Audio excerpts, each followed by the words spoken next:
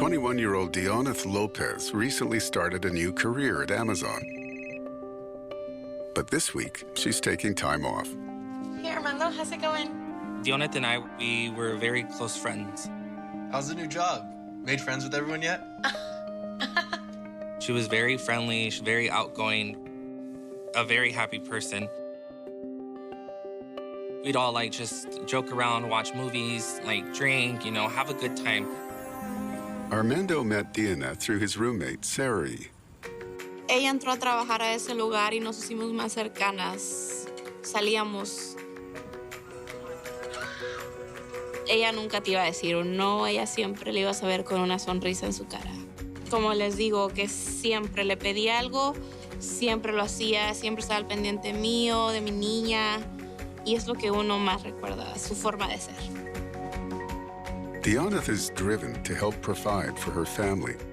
Her main thing was to work, and her biggest goal that I know was to help her mom and then her brother, even if it was working extra hours. So she was very focused on that goal. Okay. I better head out, okay? Talk to you soon. Bye. Dionith plans on flying to Washington State to go hiking. She was always spontaneously down to do any sort of adventure, She kind of gave me you only live once, so let's go do it. Her positivity, her smile, that vibe she gave, when you approached her, I think that's what made her, her.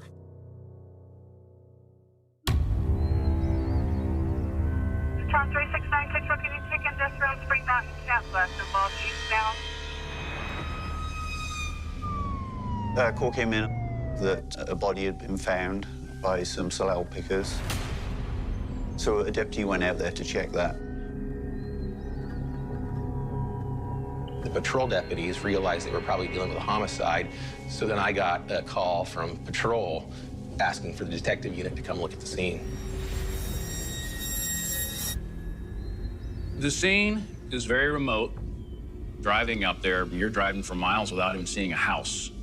So it's extremely isolated. It's unusual for us to find the body up here. We arrived on scene, and we're trying to get an idea of what the scene is. At this point, we don't know. We get up to the body, and we start looking for what may have been the cause of death. The victim's hood was covering her head. When I removed the hood and saw all the damage to the skull and her face, when I felt her skull, I could tell she had significant trauma to her skull. The scene was pretty horrific. The victim's throat's cut basically from ear to ear. Because of her state of rigor mortis, I would have assumed she would have only been there for a couple of days. Do we have any ID? She had no identification on her. There was no purse. There was no luggage. There was nothing but her and her clothes. She's in a dark colored jacket, black fur around it. Her shoes really stuck out. She was wearing pink Guess brand shoes. She had freshly painted fingernails. She had glitter in her hair. Why is this gal that looks like she's ready to be on a date out in the middle of nowhere? Detectives look for evidence of how the victim got here. We're looking for tire marks. We're looking for any evidence that points towards the body moving to the location it was at or from another location.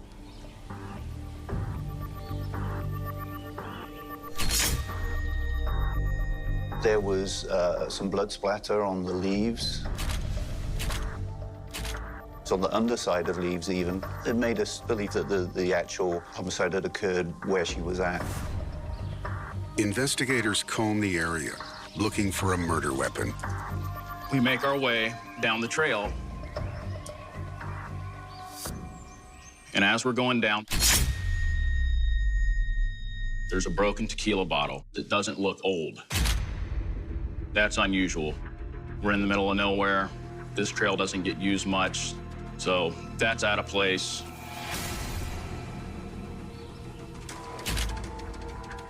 that had obvious blood on it that hadn't been washed off yet. There was a blue knife there, a tradesman-type knife that had blood on it and it had hair on it. The hair appeared consistent in color with the victim's hair. So at that point, we believed that was likely the knife that was used to cut her throat. The items are documented and collected for blood and fingerprint analysis. My 29 years of law enforcement, this was easily the most brutal attack I've seen on another human. You're talking a young woman who was killed in the prime of her life and left in the middle of nowhere. We have to find out who committed this horrific act. In this remote location, there are no witnesses or cameras. The only thing that's close by is a casino and a gas station for miles. That's it. So we thought, well, maybe by the way she's dressed, she could possibly have went to the casino. Or possibly stopped and got gas, or maybe went in the gas station to get a snack.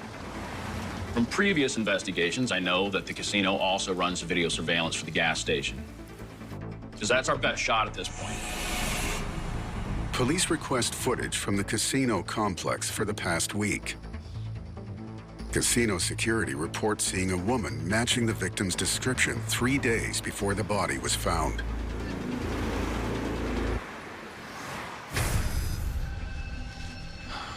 Okay, let's see what they said. We are hoping we actually got video of our victim and that it's going to lead us along the right path to find the suspect and what's happened to this person.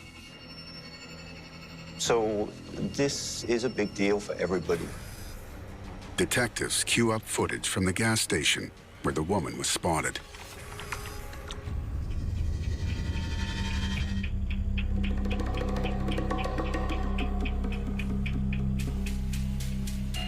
Fast forward.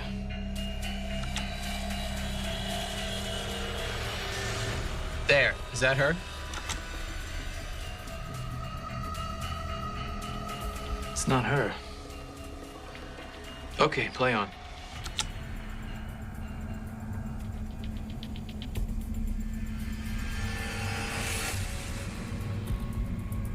There.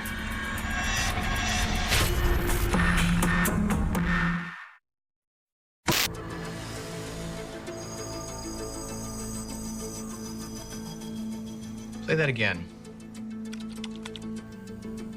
We're looking at that video footage, and we're trying to match up as what I saw on scene. Pause there.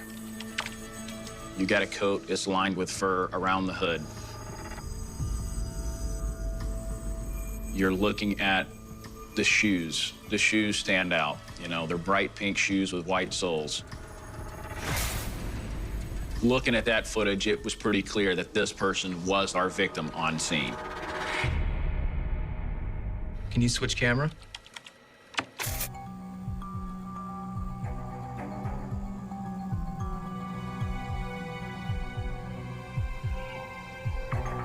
Is she waiting for somebody?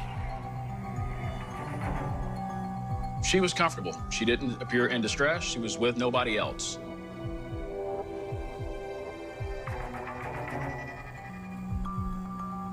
The victim spent about half an hour within the store. She didn't converse with anybody. She picked something up. What other angles do we have?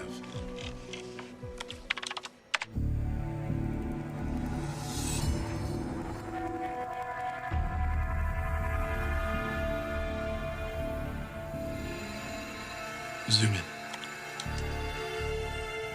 She went and bought this item. What we're looking for when this is happening, we're trying to see really clearly, is this person using cash or are they using a card?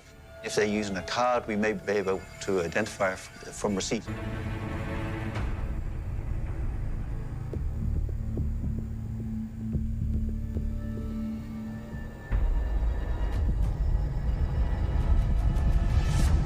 And in this case, she did.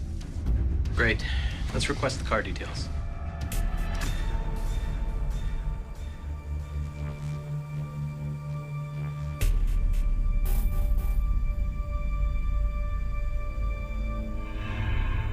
What else have we got?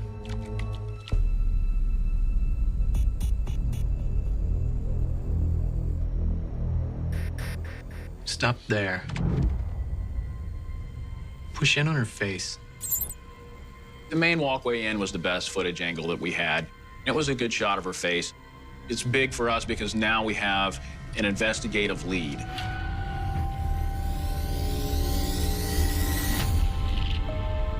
Let's distribute that image, see if anyone can ID her.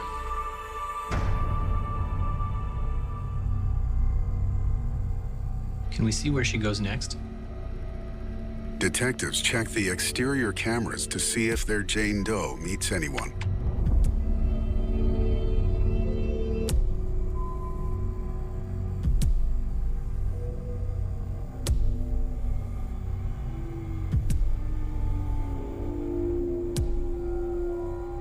Have we got any other cameras?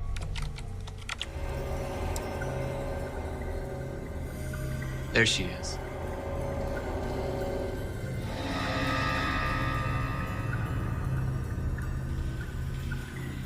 It was kind of diagonally across the parking lot, but quite a distance. It was out of the way of regular sight and most of the cameras.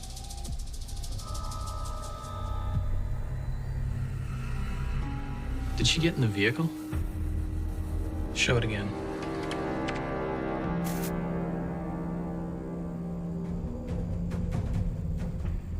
She's getting in the vehicle behind. They focus on the front of the second vehicle.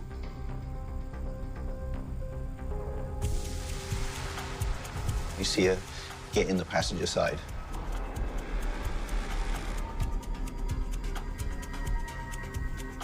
Most people don't sit in the passenger side if they're on their own in a vehicle.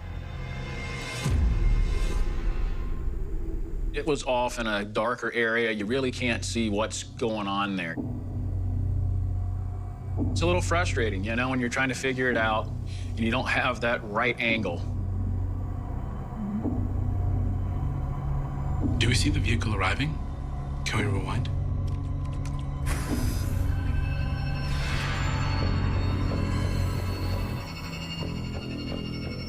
Hold it. Play this forward.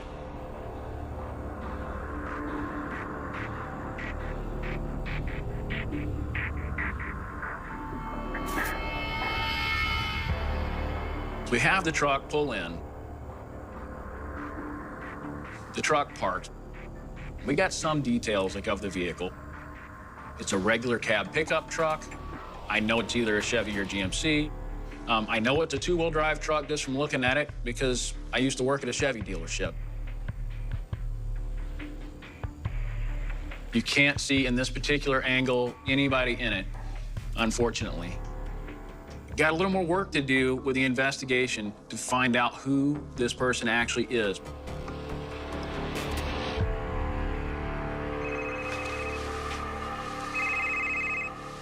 Detective Waterhouse. Okay. Autopsy's ready. Okay. Can you keep looking for the vehicle on any other cameras?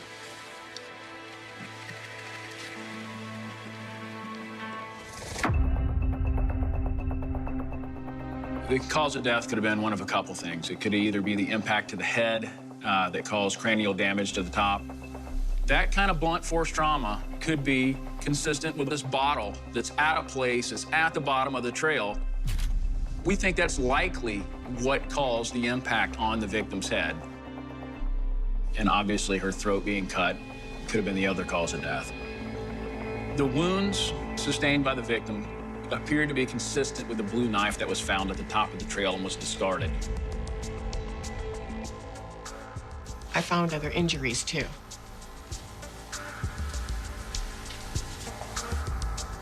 There's forearm injuries. They appear to be defensive wounds. We believe that she put up a fight. The physical violence that this unfortunate woman received, it was personal.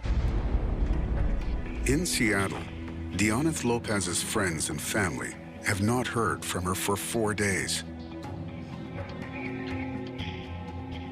I get a text from her mom, just like, hey, my daughter's in Seattle.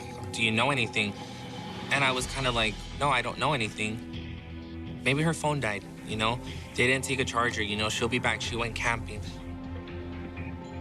I called her through social media apps, Snapchat, Instagram. I sent her messages and nothing, like, my calls wouldn't go through. I started worrying and I was like, okay, this is weird.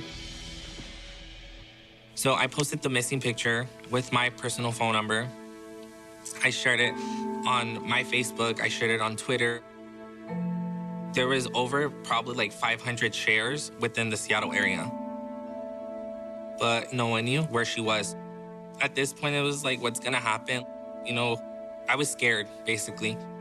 We have someone that's missing. It's not normal. Where's the help gonna come from? Like, we need help.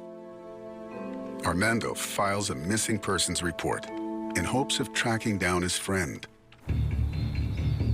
In Clallam County, investigators hope to identify the people in the red truck. So when the vehicle moved out of the parking lot, there's two ways it could have gone. One is to leave the parking lot and be out of camera sight, and that would then be the last that we see of this vehicle. The other is it could have gone through to the gas pumps. Detectives pull up the camera showing the pumps.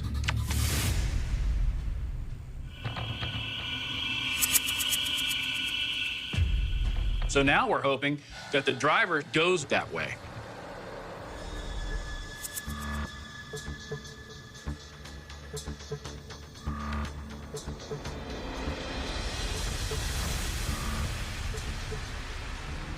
That's it.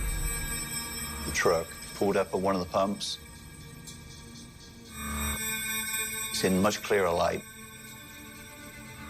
Zoom in. It's a red Chevy Silverado. It looked like the windows were tinted, so you couldn't see into it.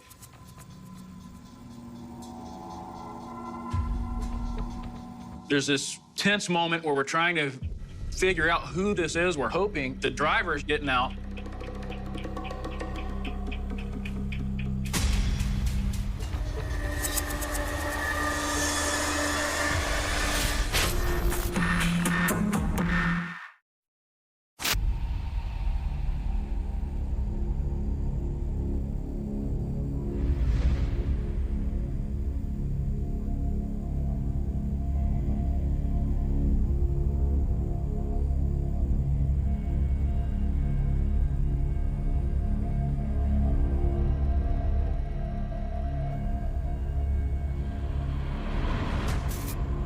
A male got out of the vehicle with what appeared to be the same bag that was carried out from the gas station by the victim and put that in the trash. This person could possibly be the last person that saw our victim alive. This is definitely somebody we're interested in talking to.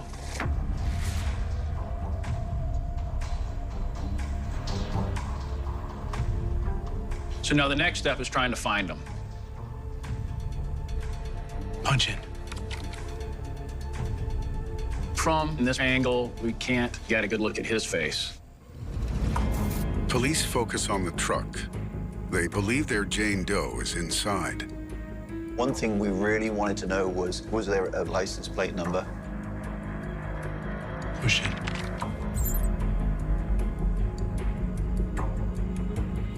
It is a little frustrating when you have footage, you can't see any license plate.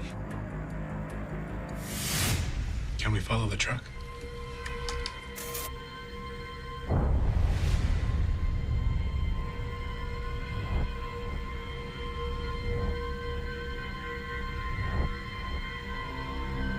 Is there any other angle? They switch to the exit camera.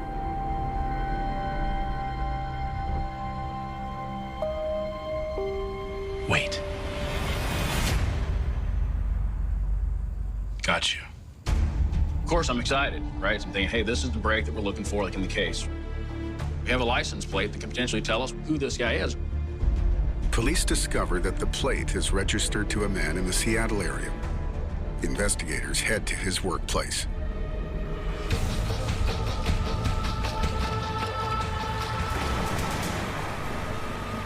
The license plate on the pickup truck came back to an older gentleman. The man had sold the truck, but the new owner failed to register new plates.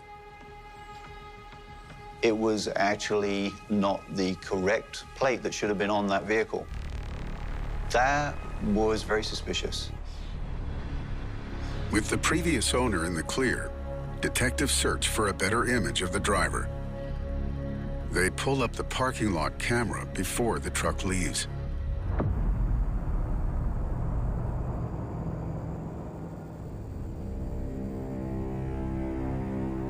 We're waiting and hoping that the person driving the truck gets out and goes inside. And we got a good look at his face.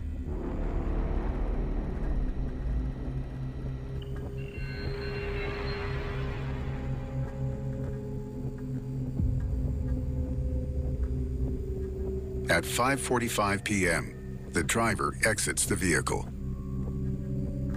He starts heading towards the store.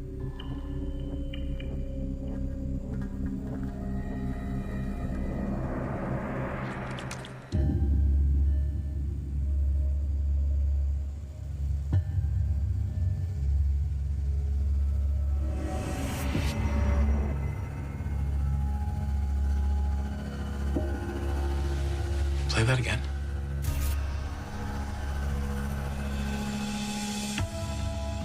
He appeared to walk in quite casually. He's looking around as he walks in. He picks something up. What does he do next?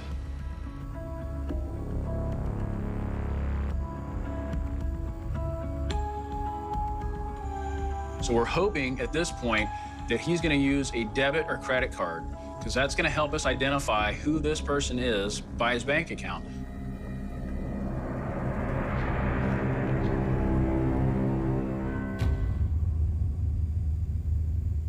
Unfortunately, he paid with cash, and that ended up being a dead end. Have we got him exiting?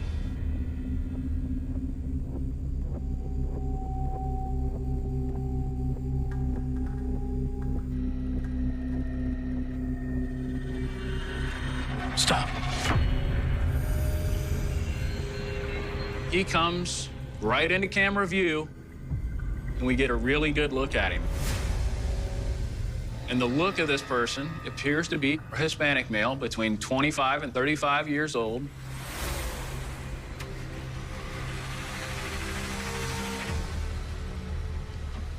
Play that again. Closer.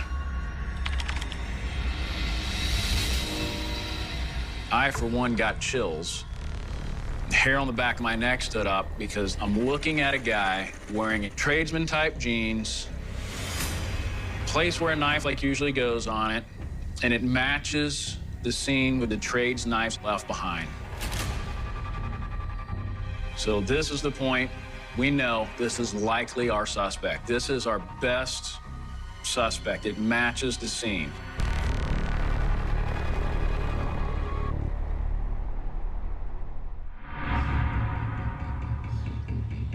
Detectives receive a copy of the victim's credit card transaction. You're expecting to see a name.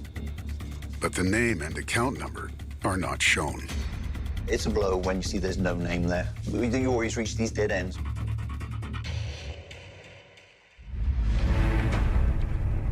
Investigators search missing persons databases. Detective Stopani discovers Armando's post about DNF.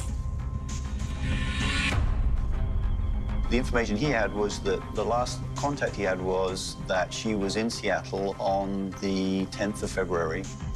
The video we were looking at was from the 10th of February. We're starting to believe now that this could be our victim. Detectives head out to see if Armando can make a positive ID.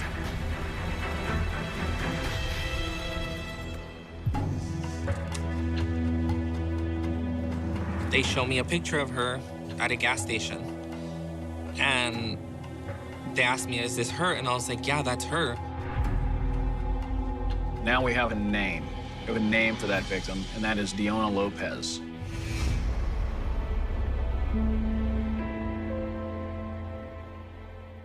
At this point, I'm like shaking. I'm literally sitting in my couch at home and I'm shaking because I'm like, this cannot be happening. I just started crying. I can't imagine what her last minutes were.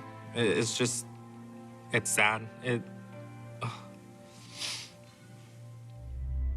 Deoneth's friend, Sarah E., remembers a man she may have been seeing.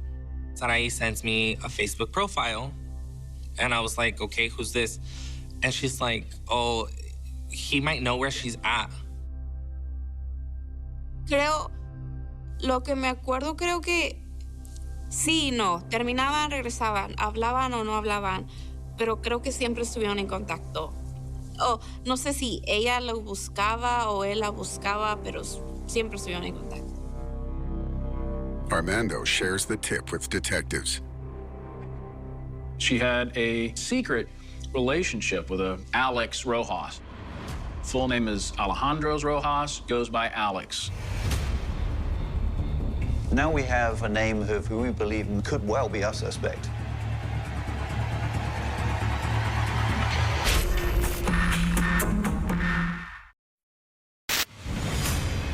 So once we identified Alex Rojas, we started looking at this person through social media.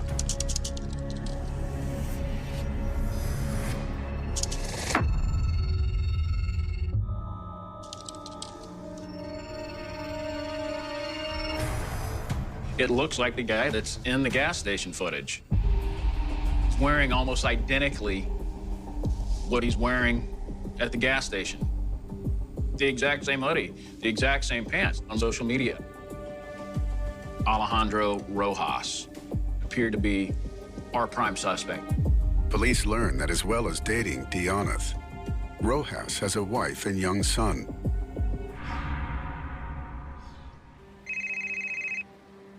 Detectives reach out to Deoneth's mother in Mexico.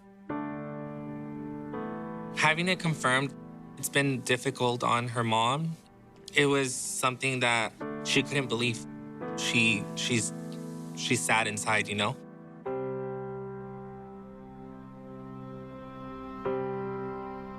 Deoneth's mother also had contact with Rojas.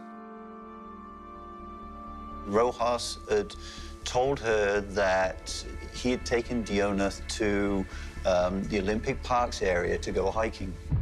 Rojas tells Deoneth's mother she planned to meet friends, and he dropped her off by the roadside. Just outside of the Olympic Parks is the National Forest, and that is where Deoneth was found. They look into Rojas's movements in the days prior to Deoneth's body being found. We have phone numbers for Deonna Lopez and a phone number for Alex Rojas. We're able to get a search warrant for those cell phones and track their movement. She was picked up at SeaTac International Airport by Alex Rojas. Cell phone data indicates they drive to the gas station, where they stay for 7 hours. And then going from the gas station and up onto the hill where our crime scene is. At the scene, their phones are switched off for over 3 hours. 2 cell phones returning back to Seattle, but we know one person didn't. This is not looking good for Rojas. Detectives decide it's time to interview Rojas. They head out to bring him in. Mr. Rojas. We tell him, hey, we're looking at a missing person investigation and we need to talk to you. We're trying to make this person as comfortable as possible, and they're gonna be much more comfortable talking about a missing person that they were associated with as opposed to a homicide. He appeared to have no idea that he was a suspect in this case. Rojas agrees to come in for an interview. I need to know what he knows. I have nothing conclusive about the murder of Deonna Lopez. Basically, we'd like to talk to you just about you picking up and the name. Can you pronounce the first name for me? I'm sure I'm going to mess that up. The own it? Yeah. So, yeah, you just tell me about that and what's going on, what the plans were. She came on Monday. I picked her up at 8:30. So we were just driving around the roads and stuff. And we came back to that Chevron that's next to the casino. Yeah, sure, okay. What truck was it? It was a Silverado. Silverado? And is that your rig? Yeah. Okay.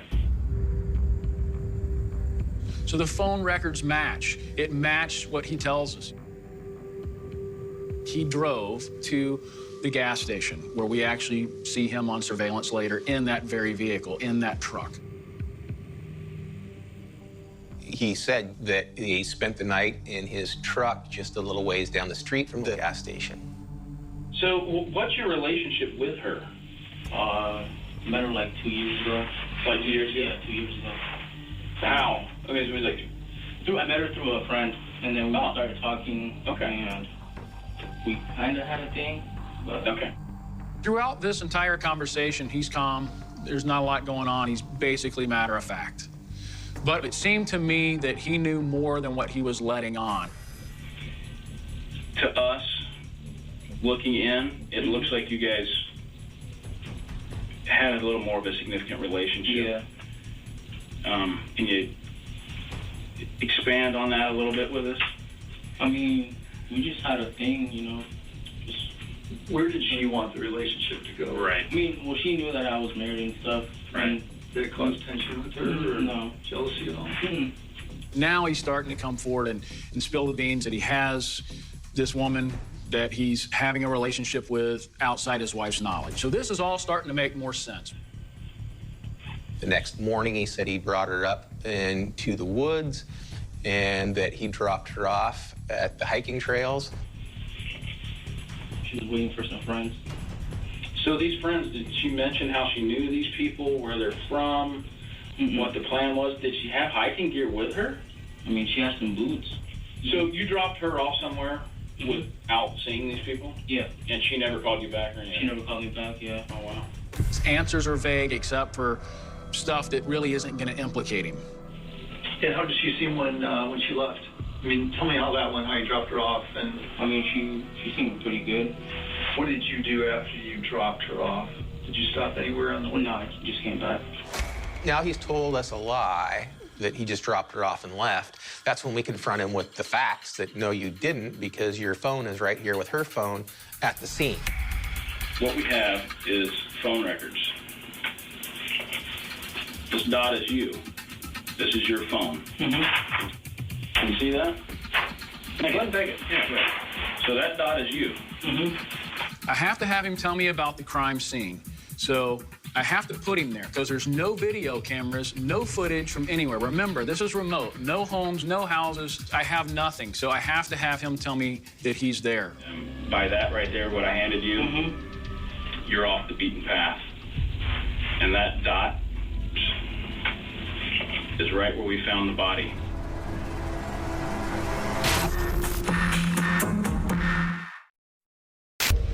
We're going to put this together a little bit, and I can tell you a little bit about what I think, if that's okay. Again, I don't want to scare you to death, but I know you got off the pavement. He isn't talking a whole lot. So now what I do is I use another tactic, if you will, and I switch gears into putting him in the role of the victim. It looks like you guys are fighting about something. Got off the pavement, got up there, and I think she was trying to pressure you to leave your wife. That's what I'm thinking. She started drinking, and, you know, she did tell me a couple times that she was going to kill my wife and my kid. What? Yeah. So see, these are facts that we need to know. I mean, really. I was pretty scared because, you know, you never know what a woman can do, you know, especially like that she would lose her mind out of nowhere. I need more details from the crime scene that only the person who committed this homicide would know. She's threatening you to the point where you're having to defend yourself. That's what I want to hear. She just took out the knife and she just came at me. Oh, my God. She never got me. And where's this at? Right outside the truck. Right outside the truck? Yeah. Like where? Like in the parking lot? No. Okay, where? Up here. Okay. Yeah. Up in the woods. Okay. So she tried to stab you? She tried stabbing me. Yeah, and did she stab you? No, she didn't stab me. Okay, she You have no injuries at all. You think if there was a fight, he would have injuries on him. There wasn't any visible. But we do know that Deonna Lopez suffered a blunt trauma injury to the top of her head. Our whole goal at that point in time is just simply to get him to admit that he hit her with a tequila bottle. You never actually responded with any force at all, and she's got a knife? Well, just try like pushing her and stuff like that. Okay, but there's no, you didn't hit her with anything? No, I didn't hit her. At all? Well, just with the bottle, that's it. Tell us about that. Well, the bottle was in the passenger seat because she had it. So I just grabbed her and I had it in my hand when she was coming at me, and then that's when I hit her with the bottle. You hit her with the bottle? Yeah. So now he knows that I know that he's the person who committed this homicide. So once he admitted to the tequila bottle, Detective Waterhouse did reveal their photos. This is what I'm looking at. Sorry, you gotta look at this. Anything wrong with that? Oh. Yeah. That's pretty bad. That is pretty bad, huh? Yeah. So, what do you think about that? Well, I had to defend myself. So it was her or me. Right. I got 2 kids. What do you think about these injuries? I didn't do those. I don't know how those got there. Rojas denies attacking Deonna with the knife found on scene. It was pretty apparent that that was going to be the end of his story, but he'd already admitted to the tequila bottle work, so it wasn't brutally important that he admit to the knife work. Stand up, turn around, hands behind your back, you're under arrest. Alejandro Rojas is charged with the second-degree murder of Deonna Lopez. He pleads guilty, is convicted, and sentenced to 16 years.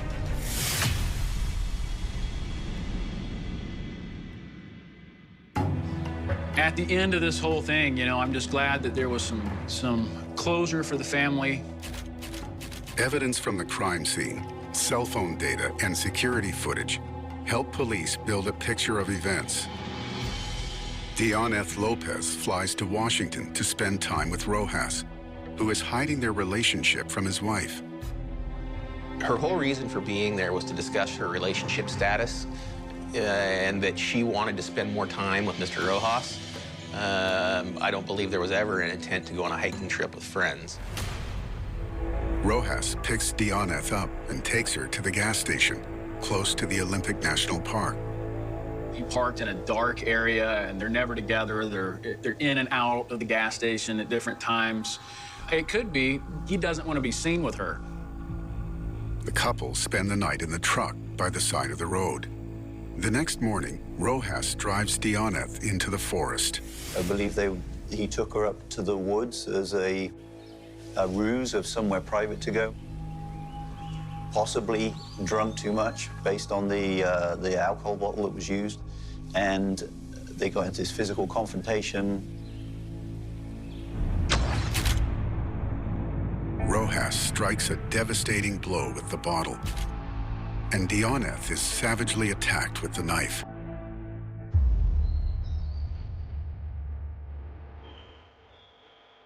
Fui al lugar de los hechos. Fuimos un grupo de amigos a ponerle velas, una cruz.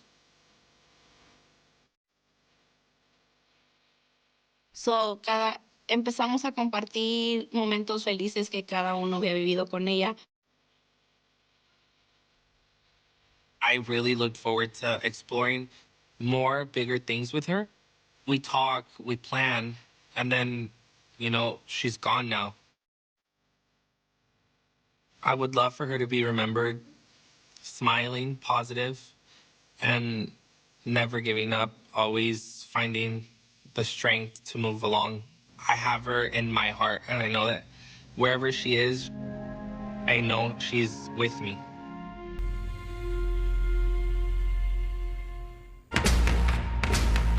911, where is your emergency? We have been kidnapped.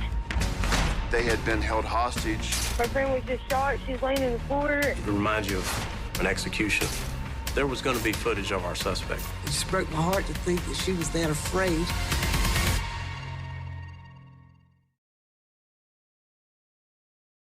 The Pacific does not keep records in the way people do. It does not file names, dates, or intentions. It only holds what it cannot break apart quickly enough, and even then, it rarely returns anything in the same condition it was taken. In February of 1980, off the shores of Molokai in Hawaii, 5 young people went out onto that water and disappeared into that silence. Their names mattered to those who knew them, but out on the open sea they became something smaller and more vulnerable, a single vessel against a vast, indifferent horizon. The group consisted of Sarah Jo, a young woman from the island, and 4 local men who shared her familiarity with the rhythms of the ocean. Fishing at night was not unusual in this part of the world. For many in Hawaii, the sea was not a distant wilderness, but an extension of daily life, something both relied upon and respected. That night, the decision to go out was not marked by hesitation or alarm.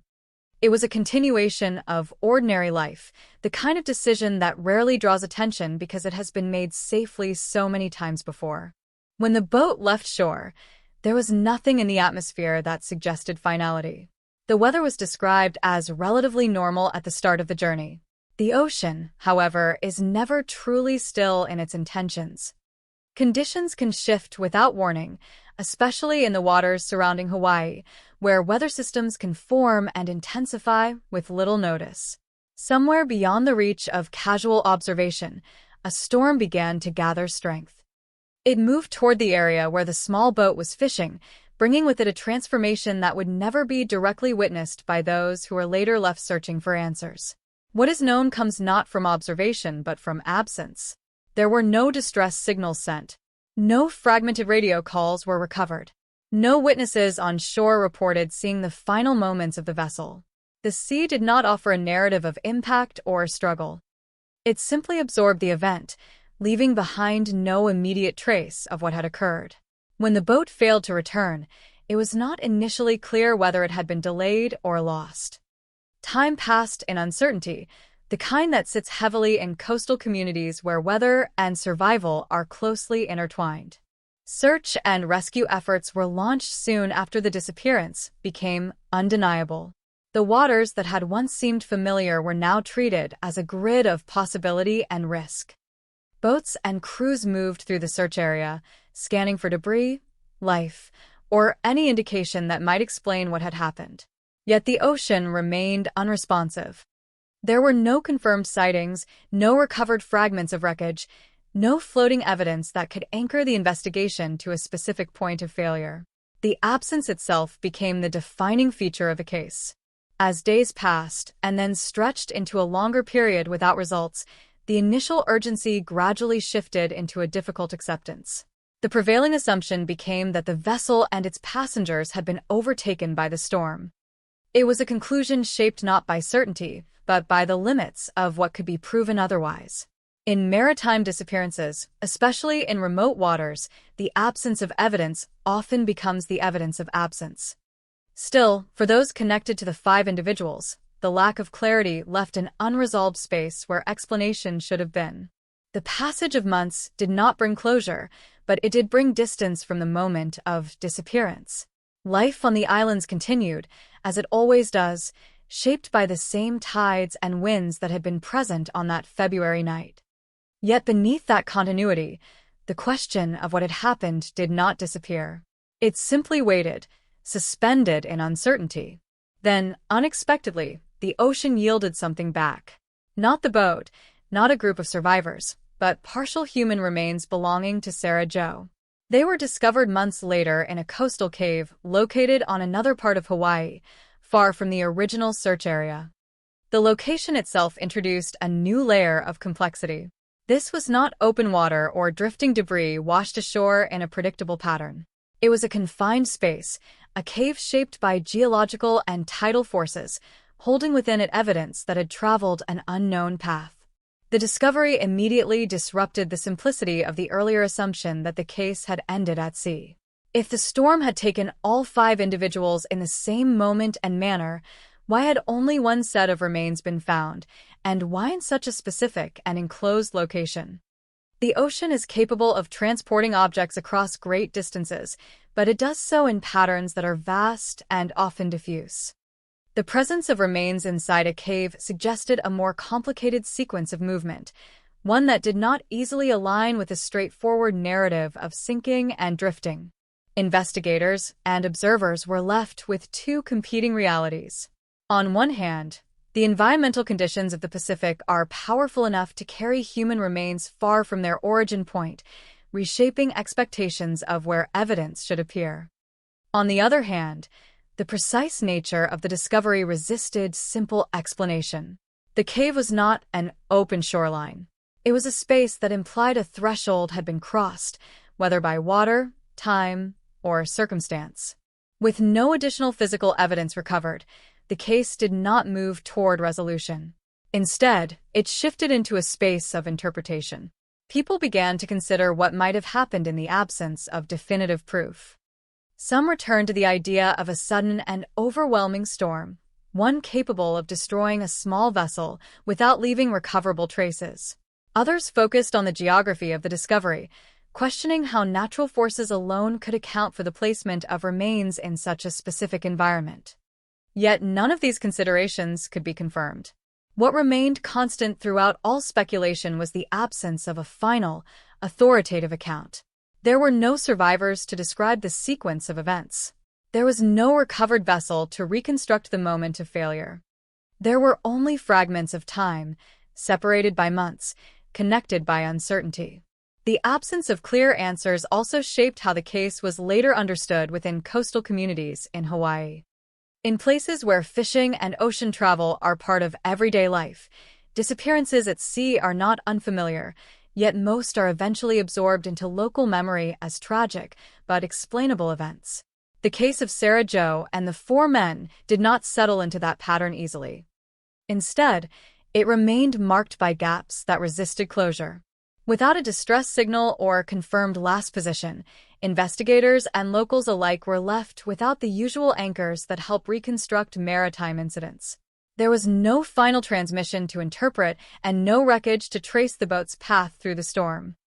The result was a widening space of uncertainty that began at the moment the vessel failed to return and only expanded as time passed. The later discovery of Sarah Jo's remains complicated the narrative further. Found months after the disappearance in a coastal cave on another part of Hawaii, the location did not align neatly with expectations based on open water drift alone. It suggested a movement between sea and land that could not be fully reconstructed from available information. This detail prevented the case from being fully absorbed into a simple explanation of storm loss. While severe weather in the Pacific is capable of overwhelming small vessels without warning, the way in which evidence reappeared did not allow for a single, definitive interpretation. Natural forces such as currents, tides, and coastal geography all offered partial explanations, but none could account for every aspect of what was found. As a result, the case exists in a state of permanent incompleteness. It is not defined by a solved sequence of events, but by the boundaries of what was never recovered and never observed. In the absence of survivors or a recovered vessel, every reconstruction remains conditional, shaped by probability rather than certainty.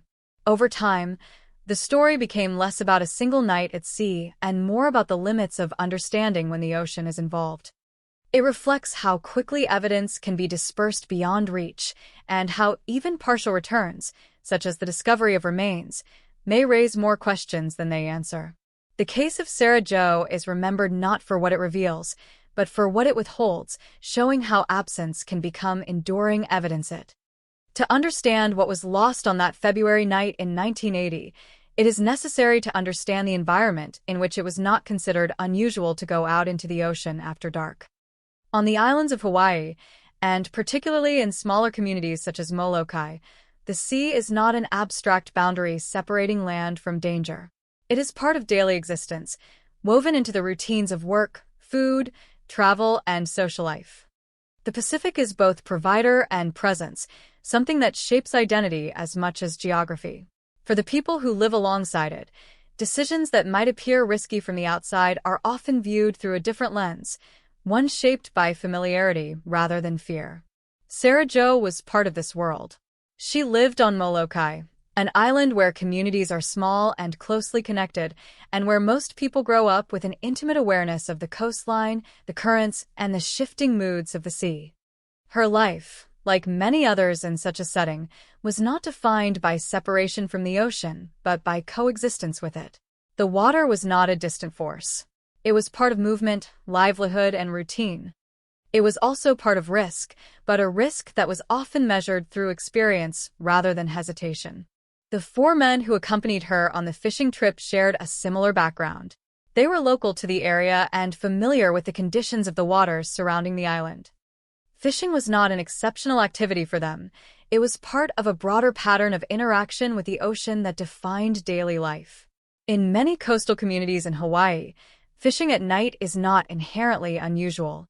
It is shaped by tradition, timing, and the practical rhythms of marine life. For those experienced in such activities, darkness is not always a deterrent, but simply another condition to navigate. There is no indication that the decision to go out that night was treated as extraordinary by those involved. It was not framed as a dangerous expedition or a departure from normal behavior. It was, instead, consistent with a way of life in which the ocean is regularly engaged rather than avoided. This context is important because it shapes how the disappearance is later understood. From the outside, the idea of a small vessel going out into open water before a storm might seem like a clear risk. From within the lived reality of the island, however, such decisions are often made within a framework of experience that does not always align with external assumptions about danger. Molokai itself is a place where the relationship between people and environment is particularly visible. It is less urbanized than some of the other Hawaiian islands, and its communities maintain strong ties to traditional practices and local knowledge. The coastline is not just scenery, it is a working landscape. Weather patterns are observed closely, not through distant forecasts alone, but through immediate sensory experience, changes in wind, cloud formation, and ocean behavior. This attentiveness is part of everyday life, and it informs decisions that involve the sea.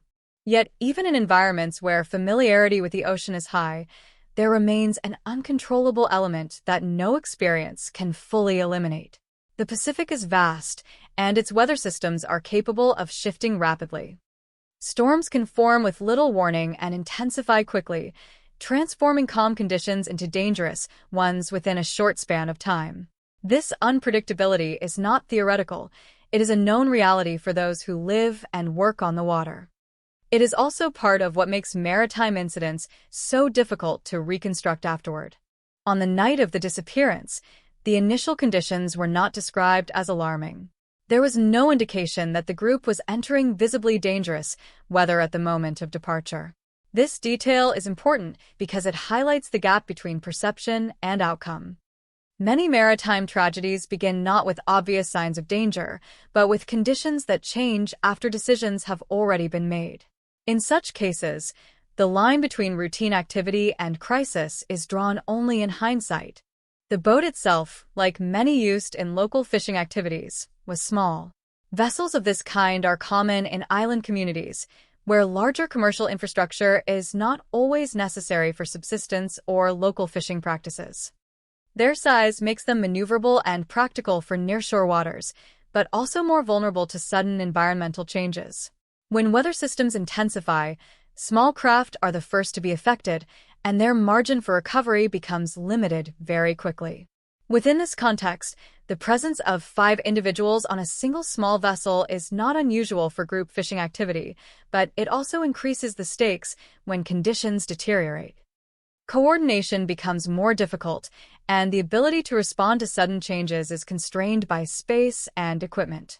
However, there is no record of distress prior to the disappearance, and no evidence that would suggest an attempt to communicate emergency status. This absence of information is one of the defining characteristics of the case. The people involved were not isolated from their environment in the way outsiders might imagine. They were part of a community where knowledge of the sea is passed through lived experience rather than formal instruction. This does not eliminate risk, but it does shape how decisions are made. The sea is approached with respect, but also with a degree of acceptance that it cannot be controlled. In this sense, going out onto the water is always an interaction with uncertainty, even when it is not perceived as such in the moment. After the group left shore, they entered a space where observation from land becomes impossible. Once beyond visual range, small vessels in open water are effectively removed from direct human oversight unless they maintain communication. In this case, no such communication was received after departure. What occurred afterward is reconstructed not through direct evidence, but through inference based on environmental conditions and later findings. The absence of immediate signs of distress has shaped how the case is interpreted. Without a signal or witness account, there is no clear moment at which the situation is known to have turned. Instead, there is only departure, followed by silence. This type of gap is common in maritime disappearances, but it is also what makes them particularly resistant to resolution. In land-based incidents, there are often physical boundaries or surveillance points that help establish timelines. At sea, especially in remote regions, those anchors are missing. The community response to such disappearances is often shaped by both experience and emotional reality. In places like Molokai, where many people have direct understanding of the ocean, there is often an immediate recognition of the possibilities involved. Storms, currents, and mechanical failure are all known risks. At the same time, the absence of recovery creates a psychological tension between acceptance and uncertainty. Without physical confirmation, loss remains abstract, even when it is widely assumed. Sarah Jo's presence in this story is central not only because her remains were later found, but because her disappearance and partial recovery frame the entire case. She becomes the only physical point of return in an event defined largely by absence. The 4 men who accompanied her never reappeared in any form that could be confirmed, and this asymmetry contributes to the enduring uncertainty surrounding the incident. The later discovery of her remains in a coastal cave introduced a geographic disconnect that further complicated understanding. The location was not aligned with where the vessel was last known to be. This separation between presumed accident site and discovery site is significant because it challenges straightforward assumptions about drift and distribution. In ocean environments, movement is governed by currents, wind, and time, but it is rarely linear or predictable in detail. Objects and remains can travel in unexpected ways, influenced by a combination of forces that are difficult to reconstruct precisely after the fact. Yet, even with this understanding, the specificity of the discovery location raises questions that cannot be fully resolved with available information. A cave is not simply a point along an open shoreline. It is a contained space, shaped by geological structure and tidal interaction. The presence of remains in such a location suggests a sequence of movement that is not easily reduced to a single explanation. Despite these uncertainties, there is no verified evidence of intentional human involvement in the events that led to the disappearance or the later placement of remains. The known facts remain limited to departure, storm development, disappearance without distress signal, unsuccessful search efforts, and eventual partial recovery of one individual's remains. Everything beyond this sequence exists within the space of interpretation rather than confirmation. It is within this framework that the case continues to be discussed, not because it offers resolution, but because it does not. The individuals involved remain defined by their final journey rather than the lives they lived before it, a common but difficult reality in disappearance cases. Over time, the details of personality and daily life tend to fade in public memory, replaced by the singular moment of loss. Still, within their community, they are not reduced to that moment alone. They are remembered as people who lived in close relationship with the sea, who made choices within a context shaped by environment and experience. The tragedy lies not only in what happened, but in the absence of a clear narrative that could bring coherence to that loss. The ocean does not preserve continuity. It interrupts it. And in this case, it left behind only fragments that resist full reconstruction, no matter how carefully they are examined. The final night began without any clear indication that it would become a case defined by absence. In February of 1980, on the island of Molokai within the state of Hawaii, 5 individuals prepared for what was understood as a routine fishing trip. The sea conditions at the time were described as relatively normal, a detail that carries significance only in hindsight when normality becomes the threshold against which disaster is measured. At the moment of departure, nothing suggested that the decision to leave shore would become the last confirmed point in the lives of those on board. Sarah Jo was among them, along with 4 local men familiar with the waters surrounding the island. The group set out at night, a practice not unusual in coastal communities where fishing activity is often guided by tides, fish behavior, and local experience rather than daylight alone. The boat they used was small, consistent with the kind of vessel commonly employed for nearshore fishing. It was not a commercial ship equipped for long-distance travel, nor was it designed to withstand extreme oceanic conditions. It was, like many boats in the region, a practical tool for daily life on the water. At the time they left, there was no recorded concern regarding weather severity. This point is crucial because it frames the incident not as a departure into known danger, but as an ordinary activity interrupted by rapidly changing environmental conditions. The Pacific Ocean, particularly around Hawaii, is known for its capacity to shift unexpectedly. Weather systems can develop and intensify over short periods, transforming calm waters into hazardous conditions with little warning. This unpredictability is part of the lived reality of those who travel the sea regularly, yet it remains difficult to anticipate with precision. Sometime after the boat entered open water, atmospheric conditions began to change. A storm system formed and moved into the area where the group was fishing. The development of this storm was not observed in detail by those later involved in the investigation, but its presence is inferred from broader meteorological understanding of the region and from the circumstances that followed. What is known with certainty is that no distress signal was transmitted. There were no confirmed communications indicating mechanical failure, injury, or immediate danger. The transition from routine activity to disappearance occurred without recorded warning. The absence of a distress signal is one of the most significant elements in reconstructing the incident. In maritime emergencies, communication often provides the only direct insight into the sequence of events. Without it, investigators are left to infer outcomes based on environmental conditions and physical evidence. In this case, the silence from the vessel meant that the moment of crisis was not documented in real time. There was no final message, no partial transmission, and no indication of attempts to request assistance. As the night progressed, the boat failed to return.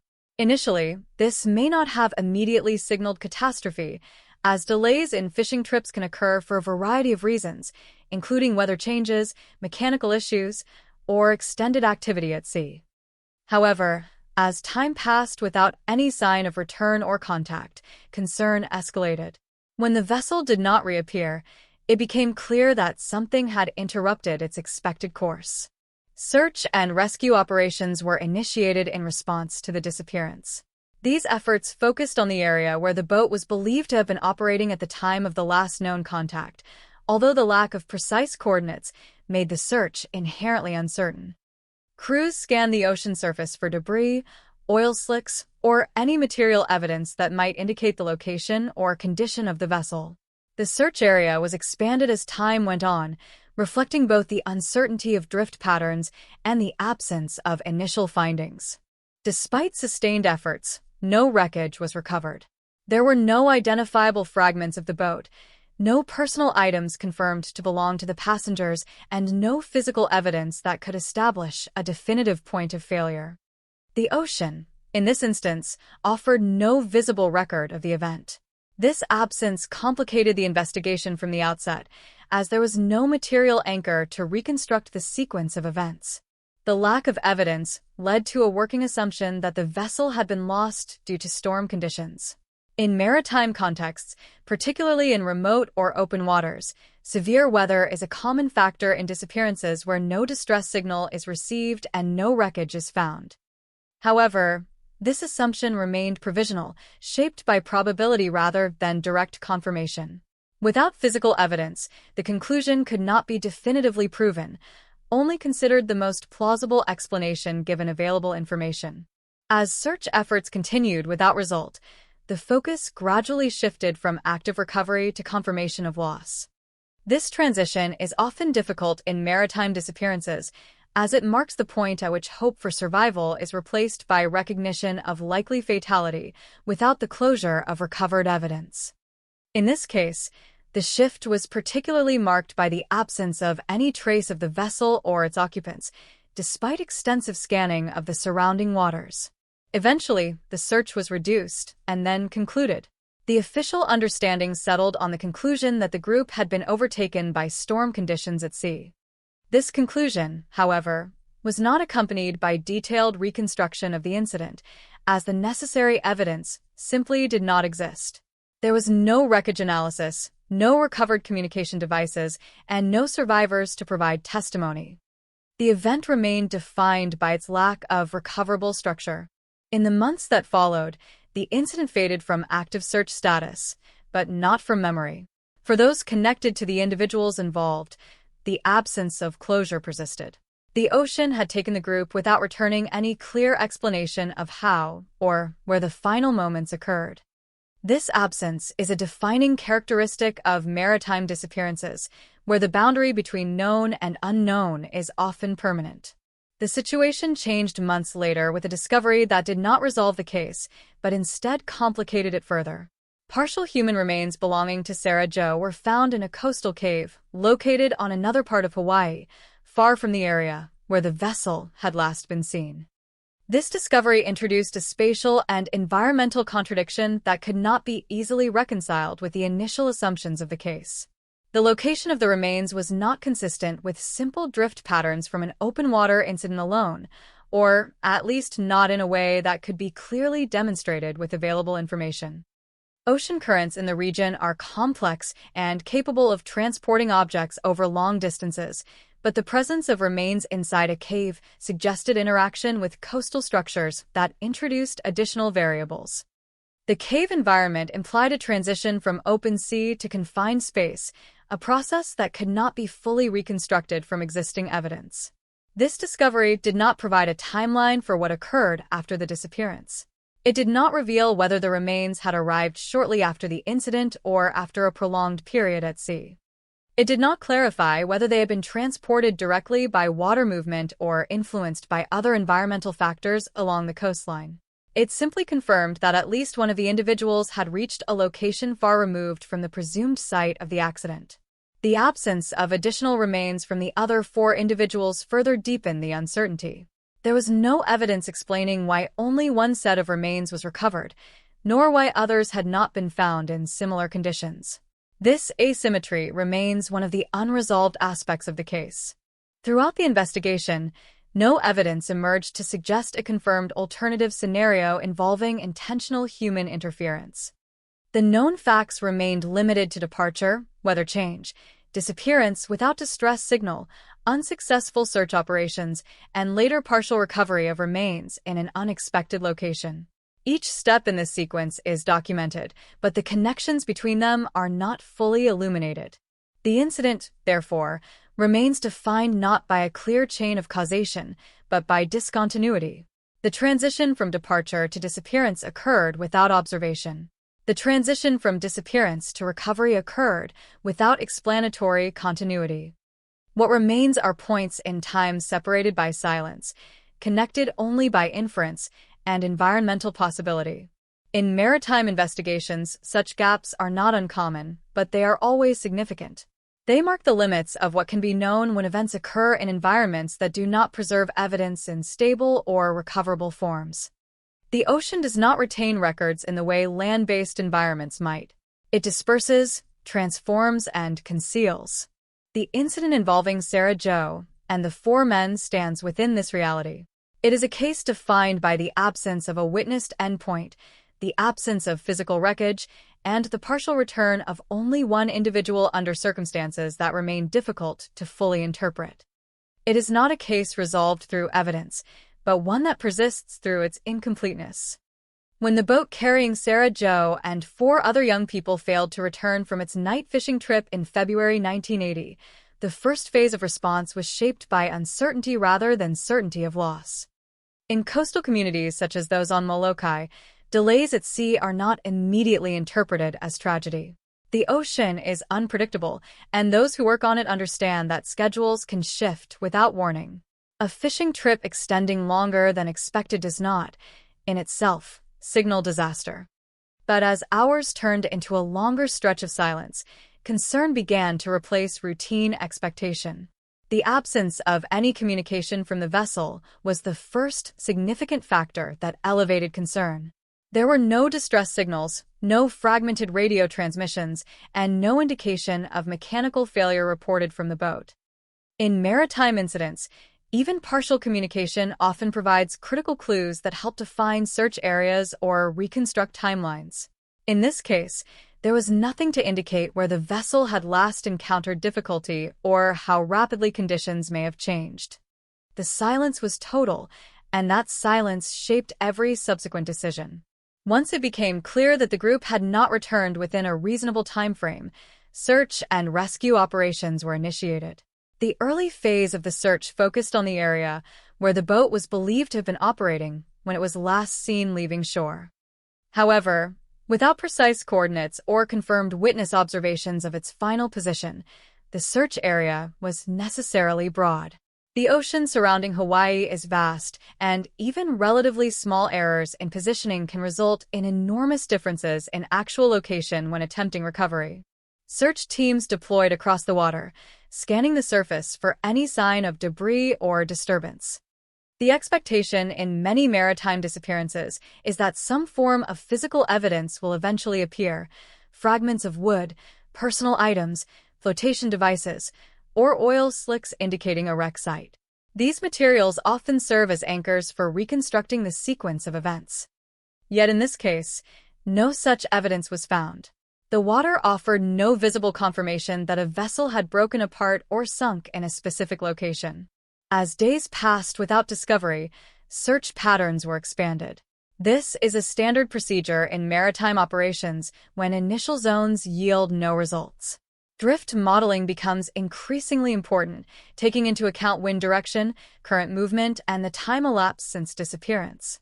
However, drift analysis requires starting assumptions that are not always available in cases where the final position of a vessel is unknown. Without wreckage or confirmed last contact, models become increasingly speculative. Despite sustained efforts, the search produced no definitive findings. There were no confirmed sightings from other vessels, no coastal reports of debris washing ashore that could be linked to the missing boat, and no recovered items belonging to the passengers. The absence of evidence extended across all expected categories of discovery. This lack of physical trace significantly limited the ability to narrow down possible scenarios. As the search continued, the operational focus gradually shifted from active rescue to recovery assessment. In maritime protocol, this transition occurs when the probability of survival decreases over time and when environmental conditions suggest that locating survivors is unlikely. This shift does not represent a single moment, but rather a gradual adjustment based on accumulated absence of evidence. In this case, the absence was consistent and unbroken. Eventually, search operations were scaled back and then concluded. The official conclusion reached was that the vessel and its passengers were lost due to storm conditions at sea. This conclusion was based on environmental probability rather than direct confirmation. Severe weather in the Pacific is known to be capable of overwhelming small vessels, especially those without advanced communication or navigation systems. However, without wreckage or eyewitness testimony, the conclusion remained an inference supported by conditions rather than demonstrated by evidence.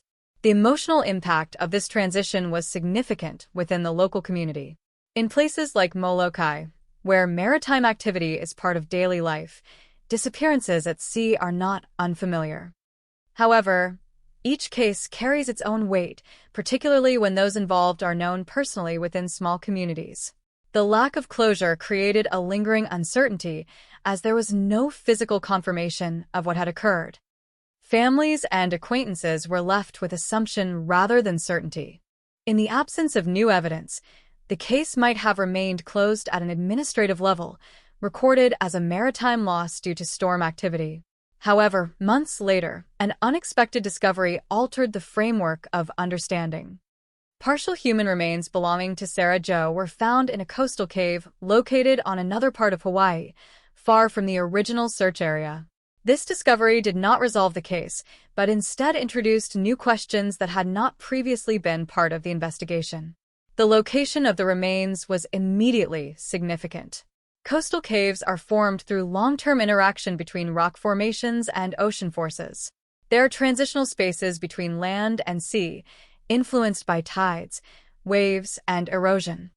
The presence of human remains within such a space required careful consideration, as it suggested movement between environments that could not be easily reconstructed from initial assumptions about open water drift alone. The distance between the original disappearance location and the site of discovery added another layer of complexity. Ocean currents in the region are capable of transporting objects over considerable distances, but such movement is typically diffuse and influenced by multiple variables including wind, tide cycles, and time. The specific placement of remains within a cave structure raised questions about how exactly they had arrived there and under what conditions. At the same time, no additional remains of the other 4 individuals were recovered. This created an asymmetry in the physical evidence that has never been fully explained. If environmental forces alone were responsible for transport, it would be expected that multiple sets of remains or other physical traces might appear in similar locations or patterns. Instead, only one individual was accounted for in this way, while the others remained completely unlocated. The discovery of Sarah Jo's remains forced investigators and observers to revisit earlier assumptions. The initial conclusion of storm-related loss at sea remained plausible, but the new evidence introduced variables that were not easily integrated into a single explanatory model. It became necessary to consider whether ocean currents alone could account for the movement from open water to a confined cave environment, or whether additional coastal processes might have played a role after initial landfall or deposition. Despite these questions, no definitive evidence emerged to suggest an alternative explanation involving human intervention. There were no confirmed reports, no physical indicators of struggle, and no recovered artifacts that would point to a non-environmental cause of death or movement. The investigation remained constrained by the same fundamental limitation that had defined it from the beginning: the lack of continuous physical evidence connecting each stage of the event. The presence of a single recovered individual, separated from the others by both time and location, became the central unresolved element of the case. It prevented the narrative from forming a complete sequence. Instead of a clear progression from departure to disaster to recovery, the case consisted of isolated points: departure, disappearance, search without results, and partial recovery months later in an unexpected setting. This fragmentation is one of the defining characteristics of the investigation. Without a vessel, without a confirmed wreck site, and without comprehensive remains, the sequence of events cannot be fully reconstructed. Each stage is understood independently, but the connections between them remain speculative. This is not unusual in maritime cases involving open ocean conditions, but it is particularly significant when a recovery introduces spatial contradictions that resist simple interpretation. As the investigation reached its conclusion, it became clear that no further actionable leads existed. The absence of physical evidence limited the ability to pursue additional lines of inquiry. Without new information, the case could not progress beyond its established findings. It remained categorized as a maritime disappearance with partial recovery, but without definitive causation beyond environmental explanation. The first turning point of the case, therefore, is not a moment of resolution but a moment of complication. The search effort concluded without evidence of the vessel, and the later discovery of remains introduced new uncertainty rather than closure. The investigation moved from a straightforward presumed loss at sea into a space defined by incomplete information and unresolved spatial contradictions. From this point onward, the case exists not as a sequence of confirmed events, but as a set of disconnected realities held together only by probability and interpretation. After the search ended, and the initial investigation closed without physical confirmation of a wreck site or recovered vessel, the case of Sarah Jo and the 4 other passengers entered a different phase of understanding. It was no longer defined by active operations or immediate rescue efforts, but by interpretation. In the absence of complete evidence, attention shifted toward what could reasonably be inferred from the known facts: a fishing trip in February 1980, a sudden storm system, disappearance without distress signal, no recovered wreckage, and the later discovery of partial remains belonging to Sarah Jo in a coastal cave far from the presumed accident location. These elements formed the boundaries within which all theories had to operate. The first and most widely accepted interpretation remained that of a maritime accident caused by severe weather. This explanation is grounded in the known behavior of the Pacific Ocean around Hawaii, where weather systems can form rapidly and intensify with little warning. Small vessels, especially those used for local fishing, are particularly vulnerable when exposed to sudden storm conditions. In this scenario, the boat would have encountered deteriorating weather after departure, leading to capsizing or structural failure. The absence of a distress signal would be explained by the speed of the incident, leaving no time for communication. The lack of wreckage would then be attributed to the dispersal power of ocean currents, which can break apart and scatter debris over large distances. Within this framework, the later discovery of Sarah Jo's remains in a coastal cave is interpreted as a consequence of long-range environmental transport. Ocean currents in the region are complex and capable of carrying biological material far from its origin point. Over time, remains could have been moved gradually from open water toward coastal zones, eventually entering a cave through tidal action or wave movement. While this explanation requires multiple environmental factors to align, it does not require any assumption beyond natural processes. It remains the most conservative interpretation because it relies solely on known oceanographic behavior. However, even within this theory, certain difficulties remain. The precision of the cave location introduces questions about how remains transition from open water to a confined geological space without leaving a broader trace along the coastline. In typical drift scenarios, materials tend to disperse across multiple points rather than concentrate in a single enclosed location. This does not invalidate the theory, but it limits its ability to fully account for every aspect of the discovery. A second line of interpretation focuses on environmental complexity rather than a single catastrophic event. In this view, the disappearance is still caused by a storm, but the subsequent movement of remains is influenced by a combination of currents, tides, coastal topography, and time. The Pacific is not a uniform system. It is a dynamic network of interacting forces that can produce unpredictable outcomes at local levels. Under certain conditions, water movement can funnel objects into specific coastal formations, including caves, particularly where wave energy interacts with irregular rock structures. This interpretation attempts to bridge the gap between the initial disappearance and the later discovery without introducing external factors. It acknowledges that while the storm likely initiated the sequence of events, the post-incident movement of remains is governed by a longer and more complex environmental process. However, like the first theory, it struggles with the asymmetry of evidence. Only one individual was recovered, and no additional material linked to the vessel or other passengers was found. This uneven distribution of evidence remains unexplained under purely environmental models. A third category of interpretation, less formally supported and not grounded in any verified evidence, considers the possibility of human involvement in a sequence of events. It is important to note that this perspective arises primarily from speculation rather than documented findings. There is no confirmed indication of conflict, sabotage, or intentional harm in the available record. Nevertheless, in cases where evidence is incomplete, human interpretation often extends beyond the boundaries of confirmed data. Within this speculative framework, various scenarios have been suggested in informal discussions. These include the possibility of interpersonal conflict on the vessel, navigational error leading to unintended exposure to dangerous conditions, or survival attempts that resulted in separation from the group. However, None of these scenarios are supported by physical evidence, witness testimony, or forensic findings. They remain theoretical constructs rather than investigative conclusions. The primary limitation of any theory involving human intervention is the complete absence of supporting indicators. There were no distress signals suggesting prolonged struggle, no recovered personal items indicating staged or controlled outcomes, and no signs of mechanical manipulation of the vessel. Additionally, the lack of survivors or witnesses prevents any reconstruction of behavioral dynamics on board during the final hours. As a result, these interpretations remain outside the evidentiary framework of the case.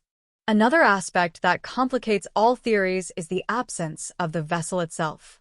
In maritime investigations, the recovery of a boat or its fragments is often the most important element in determining cause of disappearance. Structural analysis can reveal impact forces, breakage patterns, and environmental stress points. In this case, no such material was ever recovered. Without it, all theories rely on external conditions rather than direct physical reconstruction. The absence of the vessel also prevents precise modeling of drift patterns. While ocean currents can be studied in general terms, accurate reconstruction requires a starting point, which is typically derived from wreckage location or last known position. Without this, all environmental modeling remains hypothetical. This limitation affects every theory equally, whether it focuses on storm impact, long-distance drift, or coastal deposition. The discovery of Sarah Joe's remains introduced an additional complication that none of the theories fully resolves. The cave location suggests a transition between open ocean and confined coastal space, but the mechanism of that transition is not clearly defined in any available data. It is possible that wave action gradually moved remains inland over time, particularly during periods of high-energy storms or unusual tidal conditions. It is also possible that multiple stages of movement occurred over a long period, each contributing incrementally to the final location. However, the temporal gap between disappearance and discovery is not fully documented in a way that allows precise reconstruction. Without intermediate evidence points, the movement remains a single leap in the record rather than a continuous traceable process. This discontinuity is one of the core challenges in interpreting the case. Across all theories, one constant remains: the lack of direct observational data from the moment of disappearance. No one witnessed the storm's impact on the vessel. No communication was recorded during the critical transition from normal activity to emergency. This absence defines the limits of what can be known. Every theory, regardless of its structure, must operate within this boundary of missing information. As a result, the investigation does not converge toward a single explanatory model. Instead, it exists as a set of parallel interpretations, each attempting to account for the same limited dataset. The maritime accident theory offers simplicity but struggles with spatial specificity. The environmental complexity theory offers nuance but lacks definitive closure. The speculative human involvement theory introduces alternative possibilities but lacks evidentiary grounding. The case of Sarah Joe therefore remains structurally open-ended even after investigative closure. It is not unresolved because of conflicting evidence, but because of insufficient evidence across all categories. There is no contradiction that demands resolution, only absence that resists completion. In the broader context of maritime disappearances, this case illustrates how easily a sequence of events can dissolve into interpretive uncertainty when separated from continuous observation. The ocean does not preserve linear narratives. It disperses them into fragments that may reappear far from their origin, disconnected from the conditions that produce them. Theories, in this context, do not function as answers. They function as frameworks for organizing uncertainty. Each one reflects an attempt to impose structure on a sequence of events that remains fundamentally incomplete. And in the case of Sarah Joe, that incompleteness is not resolved by time, evidence, or explanation. It remains embedded in the case itself, defining its limits as much as its content. When formal search operations for the missing boat and its passengers were eventually concluded, the case of Sarah Joe and the 4 others did not end in any meaningful sense.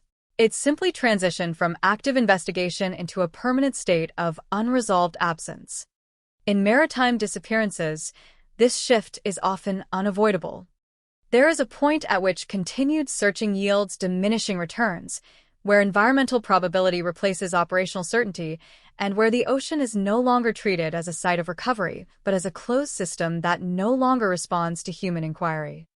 In this case, that transition left behind a silence that has never been fully filled.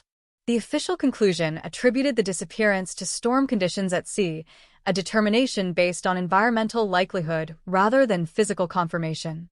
This classification is common in cases where small vessels vanish without distress signals or recovered wreckage. Severe weather in the Pacific region is capable of overwhelming even experienced local fishermen, and the absence of communication suggests that any emergency unfolded too quickly for coordinated response. However, while this conclusion provides administrative closure, it does not provide narrative closure.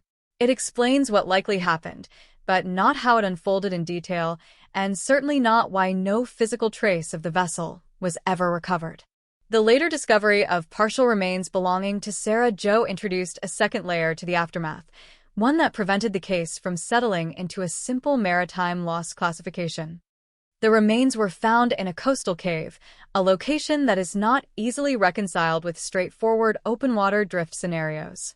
This detail did not overturn the original conclusion, but it complicated it. It created a second point of physical reference that existed outside the expected chain of events, forcing any interpretation of the case to account for a discontinuity between disappearance and recovery. In the years that followed, the case gradually entered the category of unresolved maritime incidents. It became part of a broader pattern of disappearances in ocean environments where evidence is scarce and environmental forces dominate outcomes. Within this category, cases are often remembered not for what was discovered, but for what remains absent. The absence of wreckage, the absence of survivors, and the absence of a clear sequence of events all contribute to a form of narrative incompleteness that cannot be resolved through time alone. For the communities connected to Molokai and the surrounding islands of Hawaii, the impact of the disappearance extended beyond procedural classification. In places where ocean travel and fishing are part of everyday life, each maritime loss carries a particular weight because it reflects a shared vulnerability. The sea is not distant in these communities. It is integrated into livelihood and identity. As a result, disappearances at sea are not abstract events. They are experienced as disruptions in the continuity of daily life, even when they occur to individuals outside one's immediate circle. Over time, the memory of the specific events tends to soften, but the emotional imprint remains. The names of those lost are remembered within local contexts, while the details of the incident become less distinct in public recollection. This is not a process of forgetting in the simple sense, but rather a gradual shift in how the event is held in collective memory. The narrative becomes less about the sequence of events and more about the fact of absence itself. In the case of Sarah Jo, the partial recovery of remains created a focal point for that memory. Unlike cases where no physical evidence returns, here there was at least one tangible point of contact between the lost and the recovered. Yet even this did not provide resolution. Instead, it emphasized asymmetry. One individual was accounted for in physical terms, while the others remained completely unlocated. This imbalance reinforced the sense that the case was incomplete in a fundamental way. From an investigative perspective, the limitations of the case are clear and unchanging. There was no recovered vessel, no confirmed wreck site, and no direct observation of the moment when conditions changed from routine fishing activity to emergency. The absence of these elements prevents any full reconstruction of the incident. Investigators were left with a sequence of known points: departure under normal conditions, sudden weather development, disappearance without distress signal, unsuccessful search operations, and later partial recovery in an unexpected location. Between these points, there are gaps that cannot be filled with certainty. These gaps define the boundaries of understanding. In maritime investigations, evidence is typically used to construct continuity, linking cause to effect through physical traces and recorded data. When those traces are missing, continuity becomes speculative. In this case, the ocean did not provide the materials necessary to reconstruct a linear sequence. It provided only fragments separated by time and distance. The unresolved nature of the case also highlights the limitations of environmental interpretation. While ocean currents, storm systems, and coastal geography can explain movement patterns in general terms, they cannot always account for specific outcomes. The transition from open water to confined coastal space, as suggested by the location of the recovered remains, remains only partially explainable through environmental modeling. This does not imply contradiction, but rather incompleteness. The natural systems involved are known, but their precise interaction in this instance cannot be fully reconstructed. As years passed, the case remained unchanged in its official status. No new evidence emerged, and no additional remains were discovered. The vessel was never recovered, and no new witnesses came forward. In this sense, the case reached a form of finality defined not by resolution, but by stasis. It is a case that neither advances nor closes further, existing instead in a fixed state of partial knowledge. Within broader discussions of maritime disappearances, the case is often cited as an example of how quickly and completely the ocean can remove evidence of human activity.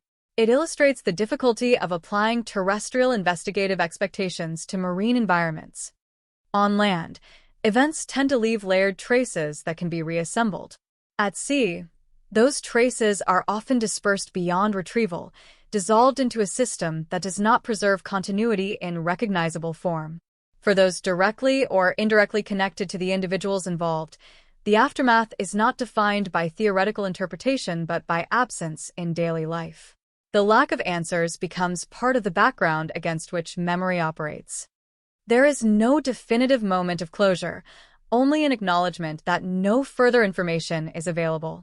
This condition, while common in unresolved cases, remains difficult to fully reconcile emotionally, as it leaves space for uncertainty to persist indefinitely. The story of Sarah Jo and the 4 others ultimately remains within that space. It is defined not by what is known but by the limits of what can be known. The ocean did not provide a complete narrative of what occurred, only fragments that suggest direction without confirming sequence. The investigation reached its procedural end, but the underlying questions remain structurally open. In reflecting on the case, what becomes most evident is not a single theory or explanation, but the fragility of reconstruction when key elements of evidence are absent. The disappearance, the search, and the partial recovery form a framework that resists completion. Each stage is understood individually, but the connections between them remain partially obscured. And so the case remains, not as a closed story, but as an incomplete one, a sequence of events interrupted by silence, preserved only in fragments, and defined as much by what was never found as by what was. As the case of Sarah Jo moved further away from the moment of disappearance, attention gradually shifted from search efforts to interpretation. When physical evidence is scarce and no definitive sequence of events can be established, investigations often enter a secondary phase driven not by new facts but by competing frameworks of explanation. In this phase, the same limited set of data is repeatedly examined through different lenses, each attempting to impose structure on what remains fundamentally incomplete. In the absence of the vessel and without any surviving eyewitness accounts from the final moments at sea, the initial interpretation centered on environmental causation. Severe weather, sudden storm development, and the vulnerability of small fishing boats in open ocean conditions formed the foundation of the earliest official assessment. This explanation remains the most widely accepted because it requires the fewest assumptions beyond the available evidence. A sudden storm, a loss of navigational control, and rapid capsizing are all consistent with known risks in the region, particularly when conditions deteriorate faster than forecast or communication allows. However, even within this framework, questions persist. One of the most immediate concerns is the complete absence of debris. In most maritime sinkings involving small wooden or fiberglass vessels, at least some fragmentary material eventually washes ashore or is recovered by search teams. Fuel containers, Flotation materials, wooden fragments, or personal items typically survive long enough to be dispersed by currents. In this case, however, no confirmed wreckage was ever recovered from the expected drift zones. This absence does not contradict the storm hypothesis, but it does weaken its explanatory completeness. The discovery of partial remains in a coastal cave further complicated this picture. The location was geographically removed from typical drift accumulation zones and required a mechanism of transport that is not immediately obvious. Natural processes such as storm surge, wave action, and tidal transport can move lightweight human remains significant distances, especially during extreme weather events. Yet the specificity of the cave environment introduced an additional layer of uncertainty. It raised the possibility that deposition was not purely random but influenced by localized coastal dynamics that are difficult to model precisely without direct observational data from the time of the event. This ambiguity opens space for alternative theories, some grounded in environmental science, others drifting into speculation about human involvement. Among the more restrained interpretations is the possibility that the vessel did not sink immediately but was instead damaged and carried toward shore before breaking apart. In such a scenario, passengers could have been separated from the vessel while still in relatively nearshore waters, allowing for partial landfall of remains without full recovery of the boat itself. This hypothesis attempts to bridge the gap between disappearance and coastal deposition without invoking external interference. A more complex interpretation considers the role of disorientation and survival behavior following the initial incident. If individuals reached land or nearshore environments alive or semi-conscious, subsequent movement could have been driven by instinct, injury, or environmental exposure. Coastal cave systems in volcanic island regions can be difficult to navigate, especially under stress or low visibility conditions. In this framework, the cave is not a point of random deposition but a location reached through a sequence of survival-driven movements that ended without rescue. While plausible in abstract terms, this explanation remains unsupported by direct evidence and relies heavily on hypothetical behavioral assumptions. As is common in unresolved cases, the absence of definitive data also gave rise to theories involving human interference. These theories typically emerge not from evidence of wrongdoing, but from the psychological need to account for missing continuity. When natural explanations feel incomplete, the human mind often gravitates toward intentional action as a way of restoring narrative coherence. In the context of the Sarah Jo case, such interpretations suggest scenarios involving conflict on board, external encounter at sea, or post-incident relocation of remains. It is important to note that no verified evidence supports any of these claims. There are no confirmed reports of distress signals indicating interpersonal conflict, no witnesses describing unusual activity on the day of departure, and no physical indicators recovered from the vessel or shoreline that would suggest deliberate human intervention. Nonetheless, the structural gaps in the timeline leave room for speculation, and in the absence of closure, such speculation tends to persist across informal discussions and retrospective analysis. Another line of interpretation focuses on ocean current modeling and post-event drift behavior. In this view, the ocean is not treated as a passive background but as an active system capable of transporting objects and biological material in unpredictable ways. The Pacific Ocean, particularly around island chains, contains complex current interactions influenced by seasonal weather patterns, storm systems, and underwater topography. Under extreme conditions, debris and remains can be drawn into atypical circulation paths, delaying or altering expected recovery locations. This could potentially account for the delayed and isolated nature of the remains found in the cave, though it does not fully resolve the absence of the vessel. A related hypothesis involves delayed deposition events. In some maritime cases, remains or objects initially remain submerged or trapped in offshore reef systems before being released during subsequent storms. This means that discovery locations may reflect secondary environmental events rather than immediate post-incident drift. If this mechanism played a role in the Sarah Jo case, it would suggest that the cave discovery was not directly linked to the initial disappearance, but instead to a later environmental disturbance that re-exposed or relocated materials. While scientifically plausible, This explanation requires specific conditions that are difficult to verify retroactively. Beyond environmental and behavioral theories, the case also illustrates the limitations of reconstructive investigation in open ocean contexts. Unlike terrestrial crime scenes, where spatial boundaries allow for controlled reconstruction, maritime environments are fluid, expansive, and continuously changing. Evidence does not remain fixed in place. It moves, degrades, disperses, or disappears entirely. As a result, investigators are often forced to work backward from incomplete endpoints rather than forward from a stable origin point. This structural limitation means that multiple theories can remain simultaneously plausible without any single one achieving definitive dominance. In the Sarah Jo case, this is precisely what has occurred. The storm hypothesis remains the baseline explanation, but it coexists with alternative interpretations that attempt to account for specific anomalies. None of these alternatives have displaced the official conclusion, yet none have been fully eliminated either, creating a persistent state of interpretive overlap.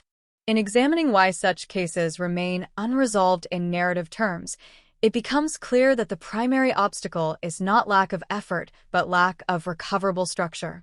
Time, tide, and environmental exposure erase the very elements required for reconstruction. Even advanced modeling techniques cannot fully compensate for the absence of physical anchors. Without the vessel, without continuous eyewitness accounts, and without a complete set of remains, the incident exists only in fragmented form. Over time, this fragmentation becomes part of the case's identity. The story is no longer defined by what happened on a specific day, but by the boundaries of what can be inferred from incomplete data. Each theory becomes less a definitive explanation and more a reflection of the limitations of interpretation itself. The ocean, in this sense, does not merely conceal evidence.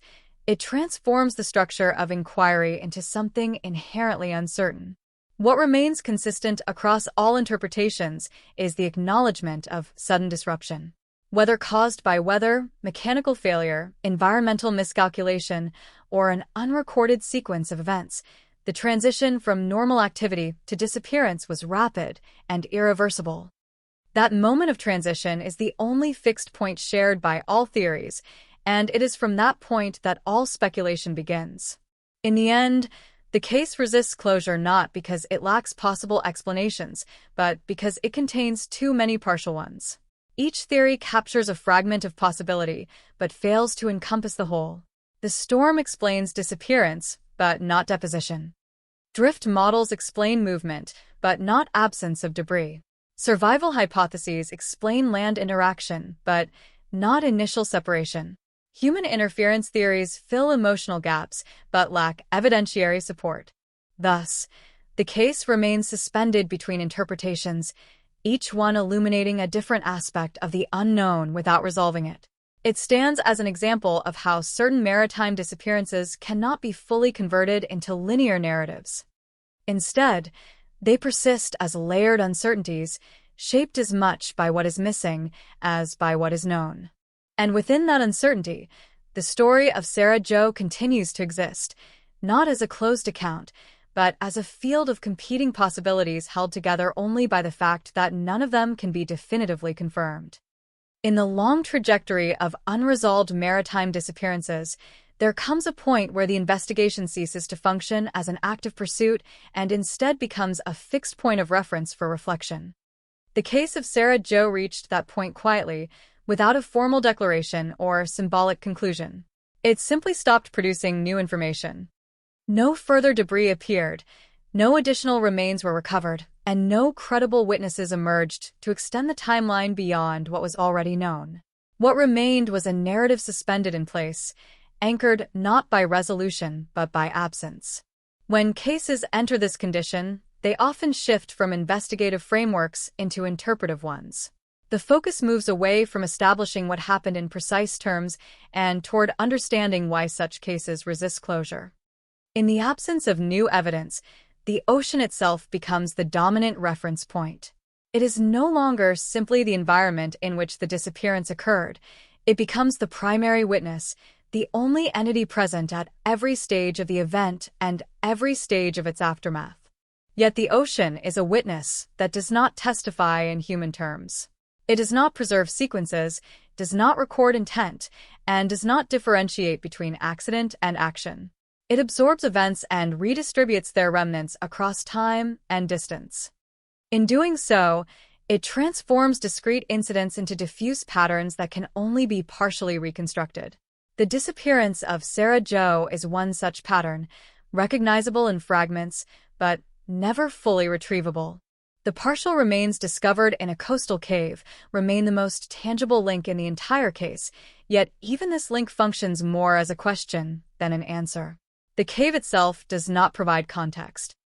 It offers no preserved narrative, no sequence of arrival, and no indication of duration or condition prior to deposition. It is simply a point where material presence intersects with geographical constraint. From an investigative standpoint, it is both significant and insufficient at the same time. This duality defines much of the case. Evidence exists, but it does not align into continuity. Each piece of data suggests direction without confirming connection. The disappearance suggests sudden environmental disruption. The absence of debris suggests dispersal beyond expected recovery zones. The cave discovery suggests localized deposition under specific conditions.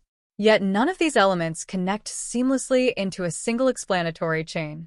In terrestrial investigations, closure is often achieved through accumulation. Multiple independent pieces of evidence converge to reinforce a singular narrative. In maritime cases like this one, accumulation does not guarantee convergence. Instead, it often produces parallel interpretations that coexist without resolution.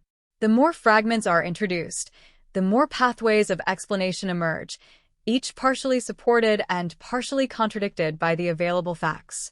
This structural instability is what makes cases like Sarah Jo persist in public and analytical memory long after official investigations have concluded. They resist simplification. They do not resolve into a single moral or procedural lesson.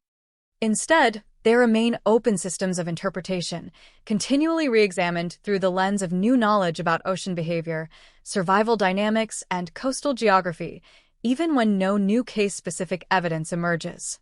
One of the most persistent tensions in the case is the gap between expected outcomes and observed results. In most small vessel disappearances under storm conditions, investigators anticipate at least partial material recovery within a defined radius influenced by prevailing currents and wind direction. The absence of such recovery in this case challenges that expectation without definitively disproving it. It suggests either an unusual dispersal pattern or an unrecorded sequence of post-incident environmental interactions that altered the expected trajectory of debris. This uncertainty does not point toward a single alternative explanation. Instead, it expands the range of plausible scenarios. The vessel may have broken apart in a manner that produced minimal floatable debris. It may have been carried into deeper water before disintegration, reducing the likelihood of coastal deposition. Or it may have been subjected to localized environmental forces that redirected materials into areas not covered by search grids. Each of these possibilities is consistent with known oceanographic behavior, yet none can be confirmed in the absence of physical recovery. The presence of human remains in a cave adds a layer of complexity that resists straightforward integration into these models. Caves in coastal volcanic regions can act as temporary traps for floating material during storm surge events, particularly when wave energy is high enough to force water into normally dry openings. However, the retention of material within such spaces depends on a combination of timing, tide level, and structural geometry that is difficult to reconstruct after the fact. Without precise environmental data from the moment of deposition, any explanation remains partially speculative. Over time, the case has come to illustrate a broader principle in maritime investigation, that absence of evidence is not equivalent to evidence of absence, but neither is it neutral. It actively shapes interpretation by limiting the boundaries within which hypotheses can be constructed.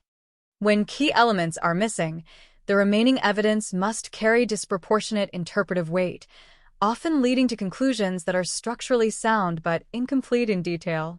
This imbalance between structure and detail is central to why the case remains discussed. It occupies a space where certainty is just out of reach, and where each attempt at resolution introduces new uncertainties. In such conditions, closure becomes less a function of final answers and more a function of accepted limitation. Investigators may close the file, but the informational gaps remain open. For those outside the formal investigative framework, especially within communities familiar with maritime risk, the case functions differently. It becomes a reference point for the unpredictable nature of the sea, a reminder that even routine activity can shift rapidly into irreversible loss. In these contexts, the absence of resolution is not necessarily viewed as a failure of investigation, but as an acknowledgement of environmental scale. The ocean is understood not as a backdrop to human activity, but as a force that operates on its own temporal and spatial logic. This perspective does not diminish the desire for answers, but it reframes it. Instead of seeking a definitive reconstruction, attention shifts toward understanding the conditions under which reconstruction becomes impossible. The Sarah Jo case, in this sense, is not only about what happened, but about the limits of what can be known when events occur in environments that resist documentation. Another dimension that emerges in retrospective analysis is the role of time in shaping perceived plausibility. As years pass without new evidence, certain explanations gradually lose traction while others gain relative prominence, not because of new data, but because of accumulated absence. Environmental explanations tend to remain stable because they require fewer external assumptions. Human-centered theories, by contrast, often weaken over time without corroboration. This gradual shift reflects not only evidentiary logic, but also the psychological need to stabilize uncertainty. Yet even stable explanations do not fully resolve the case. They provide frameworks, not conclusions. They allow the event to be placed within known patterns of maritime risk, but they do not restore the missing continuity of the specific incident. The transition from departure to disappearance remains unobserved, and that unobserved transition is the core unresolved element around which all interpretation revolves. The ocean, in this context, functions less as a witness and more as a filter. It does not preserve events in a readable form. It transforms them into dispersed traces that may or may not be recoverable. What reaches shore is not a record of what happened, but a fragment of what survived environmental transformation. The difference between the two is fundamental, and it defines the limits of maritime reconstruction. In the end, the case of Sarah Jo remains suspended between knowledge and unknowability. It is not entirely opaque because fragments exist, nor is it transparent because those fragments do not assemble into a coherent whole. It exists in a hybrid state where interpretation is possible, but completion is not. This condition is perhaps the most defining characteristic of unresolved maritime disappearances. They do not conclude in the traditional sense. They stabilize into partial narratives that persist without resolution. They become part of environmental history as much as investigative history, shaped by currents, weather systems, and geographical constraints as much as by human action. And so the case remains, not as a story that ends, but as one that continues to resist ending. A sequence interrupted, a narrative dispersed, and a reminder that some events, once absorbed by the ocean, do not return in full form. As time moved further away from the disappearance of Sarah Jo, the case gradually transitioned from an active investigative matter into something more abstract and enduring, a memory shaped by gaps. In many unresolved maritime incidents, the passage of years does not diminish uncertainty, but instead refines it.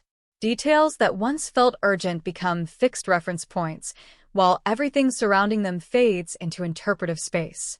What remains is not a complete story, but a structured absence, defined as much by what is missing as by what is known. The immediate aftermath of the disappearance was marked by procedural effort. Search operations, coordination between agencies, and systematic examination of coastal zones created a temporary framework of certainty. That framework depended on urgency, repetition, and the assumption that missing elements would eventually surface. When that expectation failed to materialize, the framework dissolved. What replaced it was not resolution but suspension. In the absence of closure, Families, investigators, and observers often enter different forms of temporal processing. For investigators, the case becomes archived but not entirely closed, preserved in documentation and periodic review. For families and communities, however, the absence of physical resolution creates a different kind of continuity, one that is emotional rather than procedural. The missing person does not become a past event, but remains a present uncertainty, suspended in a state between existence and non-existence. This duality is central to understanding why certain cases persist in public consciousness long after official attention has moved elsewhere. The Sarah Jo disappearance is not continuously active in investigative terms, yet it continues to exist as a reference point within maritime discourse and local memory. It functions as both an event and an unresolved question, a combination that resists simplification. One of the most significant aspects of long-term unresolved cases is the gradual transformation of certainty into narrative layering. Initial reports, early hypotheses, and later interpretations accumulate over time, each adding structure but not resolution. In the early stages, explanations tend to be narrow, often focused on immediate environmental conditions or mechanical failure. As time passes, these explanations are re-examined in light of absence, and their limitations become more visible. In the case of Sarah Jo, the storm hypothesis remains the foundational explanation, but it has evolved from a definitive conclusion into a baseline assumption. It is no longer treated as a complete account, but as the most structurally economical interpretation of limited evidence. Around it, alternative interpretations have developed, not as competing conclusions, but as exploratory frameworks that attempt to address specific gaps. Some of these frameworks focus on environmental complexity. The ocean is not a static system, and its behavior during severe weather events can produce outcomes that deviate significantly from predictive models. Localized currents, wave interference patterns, and underwater topography can alter expected drift paths in ways that are difficult to reconstruct after the fact. In this sense, the disappearance becomes not only a question of what happened, but of how unpredictable systems can erase evidence of what happened. Other frameworks emphasize the limitations of observational coverage. Maritime environments, particularly in remote regions, are only partially monitored. Weather reports, satellite data, and surface observations provide snapshots rather than continuous records. Between those snapshots, critical transitions can occur without documentation.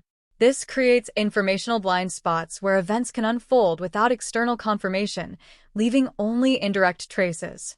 As these interpretive frameworks expand, they do not necessarily bring clarity. Instead, they increase the number of possible explanations without eliminating any. This multiplicity of plausible narratives creates a paradox. The more one attempts to account for the absence of evidence, the more interpretations emerge that cannot be conclusively verified or dismissed. The result is not resolution but interpretive density. Within this density, memory plays a crucial role. Over time, factual recollection and narrative reconstruction begin to diverge. Details that were once strictly procedural become part of a broader story shaped by retelling, reinterpretation, and contextual association. This does not imply distortion in a negative sense, but rather natural evolution of how human cognition processes unresolved events. Memory fills structural gaps not with invention, but with inference. In the Sarah Jo case, this process has contributed to the persistence of multiple parallel versions of the event. Some emphasize environmental forces as the sole cause of disappearance. Others introduce speculative elements involving human decision-making or unrecorded encounters. Still others focus entirely on the limitations of recovery operations and the statistical likelihood of non-recovery in open ocean environments. None of these versions fully replace the others. Instead, they coexist in a state of unresolved plurality. This coexistence reflects a deeper characteristic of unresolved maritime cases, the absence of a singular narrative anchor. In closed cases, evidence converges toward a final account that stabilizes interpretation. In open cases, convergence never fully occurs. Each piece of evidence remains partially isolated, connected by inference rather than direct continuity. This structural fragmentation prevents narrative closure even when individual elements appear consistent. Over time, the emotional dimension of unresolved cases also undergoes transformation. Initial uncertainty is often characterized by active anticipation, a belief that answers will emerge with time. As years pass without resolution, that anticipation gradually shifts into a more static form of uncertainty. The expectation of discovery diminishes, replaced by an acceptance of indefinite ambiguity. This does not eliminate the desire for answers, but it alters its function, turning it from expectation into contemplation. In this state, the case becomes less about solving a specific event and more about engaging with the limits of knowledge itself. The disappearance is no longer viewed solely as an isolated incident, but as an example of how certain environments resist full reconstruction. The ocean, in this interpretation, is not simply a location but a system that disrupts linear causality. One of the most enduring challenges in interpreting the Sarah Jo disappearance is the asymmetry between what is known and what is inferred. The known elements are few: departure, disappearance, environmental conditions consistent with severe weather, and partial remains discovered later in a coastal cave. Everything beyond that is constructed through inference. This asymmetry creates a structural imbalance where interpretation must operate with minimal anchoring points. Such conditions are not unique to this case, but they are particularly pronounced in maritime contexts. Unlike terrestrial environments, where physical boundaries and stationary evidence often allow for reconstruction, the ocean disperses both objects and information. It does not preserve sequences in a recoverable form. Instead, it transforms them into distributed traces that may or may not intersect with recovery efforts. As a result, investigative closure becomes dependent not on full recovery, but on sufficient plausibility. A case is considered resolved when the most likely explanation aligns with available evidence, even if that evidence is incomplete. In the Sarah Jo case, this threshold was reached early, but the underlying gaps remained visible, preventing full narrative satisfaction. In the absence of definitive closure, the case continues to function as a reference point for discussions about uncertainty in maritime environments. It is frequently cited not because it is unique in outcome, but because it illustrates a specific type of incompleteness, one where partial evidence exists but cannot be extended into a continuous sequence. This distinguishes it from cases where total disappearance leaves no trace at all. The presence of partial remains introduces an additional layer of interpretive tension. It confirms that some form of physical transition occurred, but it does not specify the mechanism or timeline of that transition. The cave location suggests environmental deposition under specific conditions, yet those conditions cannot be precisely reconstructed. This combination of presence and ambiguity is central to the case's enduring complexity. Ultimately, the Sarah Jo disappearance illustrates a broader truth about certain types of unresolved events, that closure is not always a function of time or investigation, but of structural completeness. When key elements of a sequence are permanently missing, no amount of analysis can fully restore continuity. Interpretation can approach the event, outline its boundaries, and propose its most likely trajectory, but it cannot fully reassemble what has been dispersed. And so the case remains in a stable state of uncertainty, not actively evolving, but not fully concluded. A fixed point in maritime investigative history where evidence ends and interpretation begins, and where the boundary between the two remains permanently indistinct. In the later stages of reflection on the disappearance of Sarah Jo, the case settles into a distinct analytical category that investigators often recognize but rarely define with precision: the category of permanently incomplete maritime events. These are incidents where enough information exists to establish plausibility, but not enough to reconstruct continuity. They occupy a space between explanation and silence, where conclusions can be formed, but never fully stabilized. By the time the case reached this interpretive stage, the operational investigation had long since concluded its active search functions. What remained were archived reports, environmental assessments, and retrospective analyses conducted in the context of broader maritime safety understanding. These documents did not introduce new evidence, but they preserve the structure of inquiry, allowing future reinterpretation without altering the factual base. In such cases, the passage of time does not erode the central question. Instead, it refines its boundaries. The question is no longer what happened in absolute terms, but what can be reasonably inferred from incomplete conditions. This shift is subtle but fundamental. It marks the transition from investigation as discovery to investigation as limitation. The remaining fragments of the Sarah Jo case function as anchors in this interpretive space. The initial departure provides the temporal starting point. The storm provides the environmental context. The absence of wreckage provides the structural anomaly. The recovered remains provide partial confirmation of physical outcome. Together, these fragments define the perimeter of the event without filling its interior.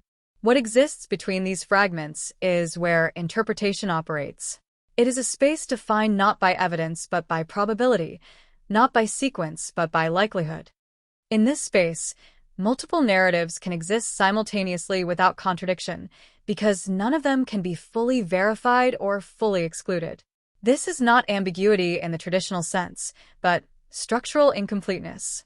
One of the most important realizations in long-term maritime analysis is that absence itself becomes data.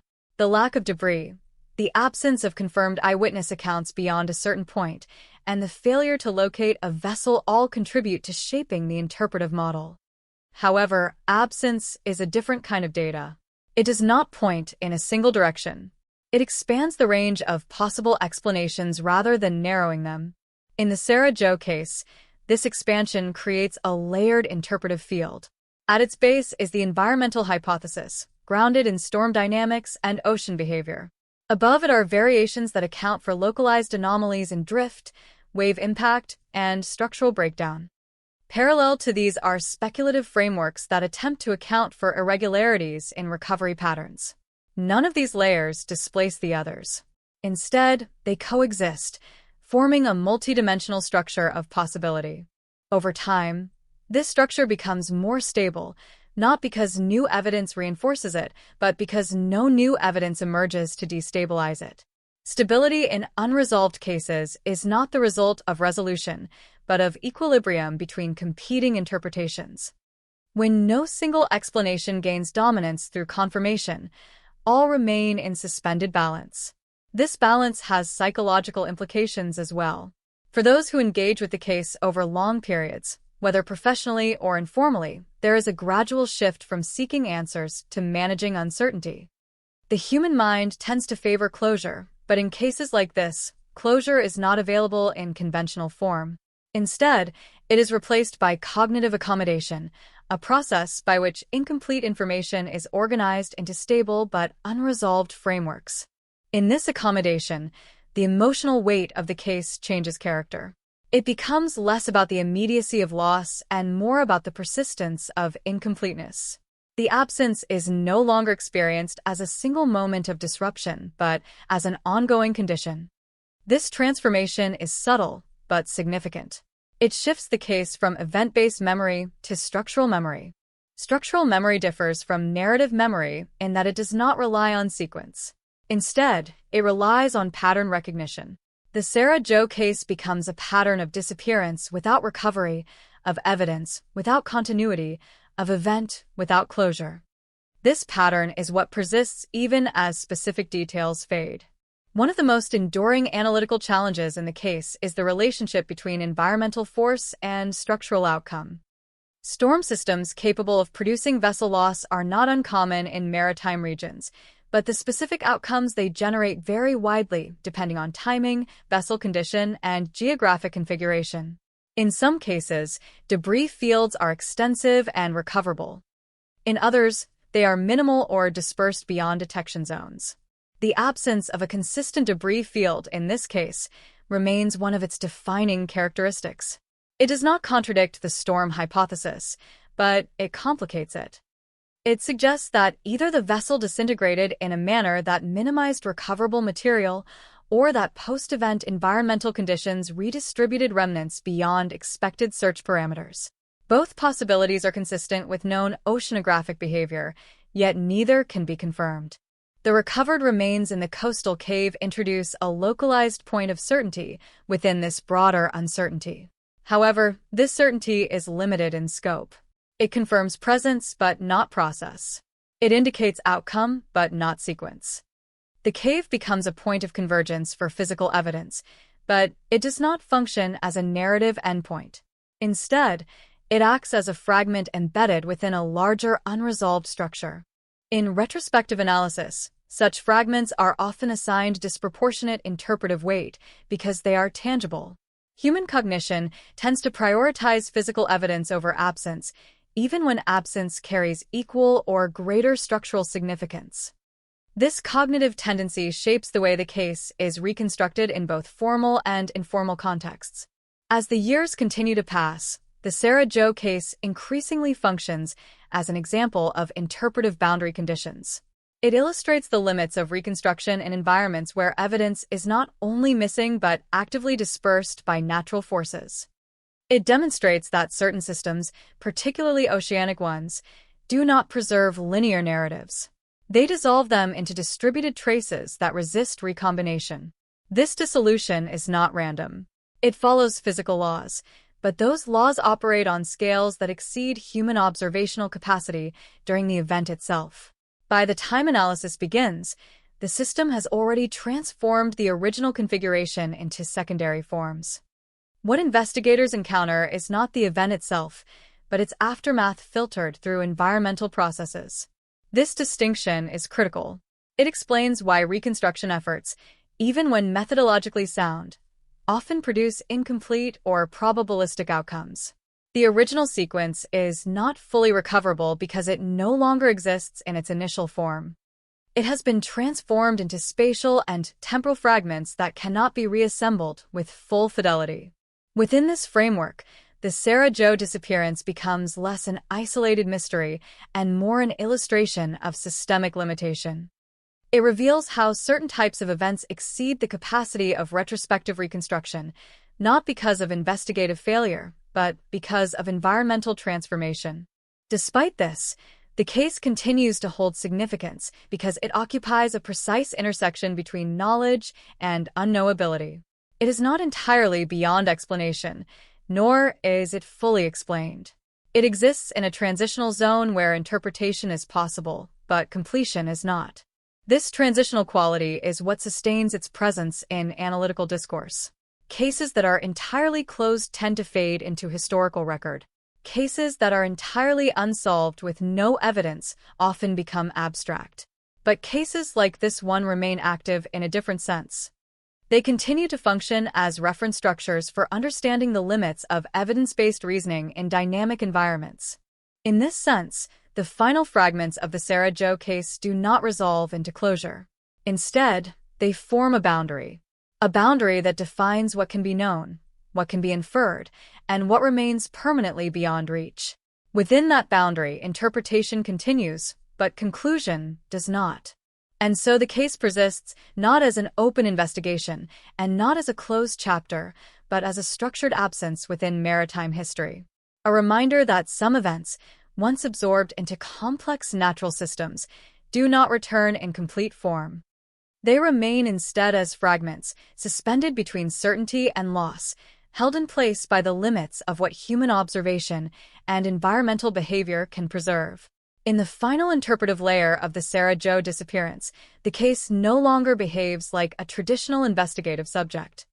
It becomes instead a boundary object, something that different disciplines, perspectives, and emotional frameworks can approach, but never fully contain. Mariners interpret it through weather and drift behavior. Investigators frame it through procedural closure. Historians view it as an archival fragment of maritime risk. Families and communities experience it as an absence that does not diminish with time. Each perspective is valid, yet none is complete. This fragmentation of understanding is not unique to this case, but it is particularly pronounced here because the available evidence resists consolidation. In many investigations, partial information eventually converges toward a dominant explanation. In this case, convergence stalls. The fragments remain spatially and conceptually separated, and no amount of interpretive effort fully fuses them into a single continuous narrative. What emerges instead is a layered model of uncertainty. At the lowest layer lies the physical event itself, the departure, the vessel, the environmental conditions that shaped the moment in which control was lost. Above that lies the oceanic response, the transformation of structure into debris, movement into dispersion, location into drift. Above that lies the search effort, a structured attempt to reverse the effects of natural redistribution. And above that lies interpretation, the human effort to reconstruct coherence from discontinuity. Each layer interacts with the others, but none fully resolves them. The physical event cannot be directly observed. The oceanic response cannot be fully reconstructed. The search effort cannot recover what has been dispersed beyond detectable thresholds. Interpretation, therefore, becomes the only layer in which continuity is attempted, but it is also the least stable layer, because it depends entirely on inference. Over time, the absence of resolution creates a kind of structural permanence. The case stops evolving in a factual sense, but it continues to evolve in interpretive form. New analyses do not change what is known. They change how the unknown is organized. This is a subtle but important distinction. Knowledge remains static, but its arrangement becomes increasingly refined.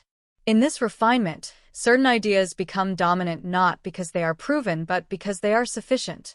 The storm hypothesis, for example, persists not as a final answer, but as the most coherent alignment of limited data. It provides a framework that accounts for timing, environmental conditions, and disappearance without requiring additional assumptions that cannot be supported. Its strength lies not in completeness, but in adequacy. Yet adequacy is not closure. It is a functional substitute for closure, a way of stabilizing uncertainty without eliminating it. This distinction is crucial in understanding why the Sarah Jo case continues to be discussed even after its investigative life cycle has ended. The case is not active because it is unresolved in procedural terms, but because it remains structurally interpretable. Structural interpretability means that the case still generates meaningful questions even without new evidence. These questions are not about discovering new facts, but about understanding how limited facts can support multiple valid narratives. This shifts the focus from outcome to process, from what happened to how understanding is constructed in the absence of complete information. In this sense, the case becomes a study in epistemic limitation. It reveals the boundaries of what can be known when environmental systems erase continuity. The ocean does not preserve sequences in a linear way. It redistributes them across space and time, breaking causal chains into fragments that cannot be easily reconnected. Once this redistribution occurs, the original sequence ceases to exist as an accessible object of study. What remains are traces. Traces of presence, traces of movement, traces of impact. But traces are not sequences. They do not contain inherent order. They require interpretation to become meaningful, and interpretation is always subject to constraint. It must operate within the limits of available data while acknowledging that the data itself is incomplete. This is why the Sarah Jo case resists final resolution. It is not that the event is inherently unknowable, but that the conditions required for full reconstruction no longer exist. The system that generated the event has transformed the evidence into a different form, one that cannot be reversed into its original configuration. In this transformation lies the core tension of the case. Human investigative systems are designed to reconstruct sequences from evidence. Environmental systems, particularly dynamic ones like oceans and storms, are capable of dismantling those sequences beyond reconstruction. When these two systems interact, a fundamental asymmetry emerges. One system preserves order through analysis, while the other dissolves order through motion. The result is a case that exists simultaneously as event and absence. As event, it occurred within a specific time and place. As absence, it cannot be fully retrieved from that time and place. This duality is what sustains its presence in analytical and cultural memory. Over time, the emotional dimension of this duality becomes less acute but more persistent. Initial responses to disappearance are often characterized by urgency, the expectation that continued effort will yield recovery. As years pass without change, urgency transforms into endurance. The emotional focus shifts from expectation to adaptation. The absence does not diminish, it stabilizes. This stabilization is not acceptance in the sense of resolution, but rather acceptance in the sense of coexistence with uncertainty. The case becomes part of a broader understanding of how incomplete information is integrated into long-term memory structures. It ceases to demand resolution and instead occupies a fixed position within interpretive awareness. In professional contexts, this shift is mirrored by procedural finality. Investigations conclude not because all questions are answered, but because all available methods have been exhausted. This exhaustion is procedural, not epistemic. It reflects the limits of action, not the limits of understanding. As a result, cases like Sarah Jo remain intellectually open even when operationally closed. This separation between operational closure and interpretive openness is one of the defining characteristics of complex maritime disappearances. It allows cases to exist in a dual state, resolved in administrative terms, unresolved in conceptual terms. This duality is not contradictory, it is structurally necessary in environments where evidence cannot be fully recovered. The final fragments of the Sarah Jo case therefore function less as endpoints and more as anchors.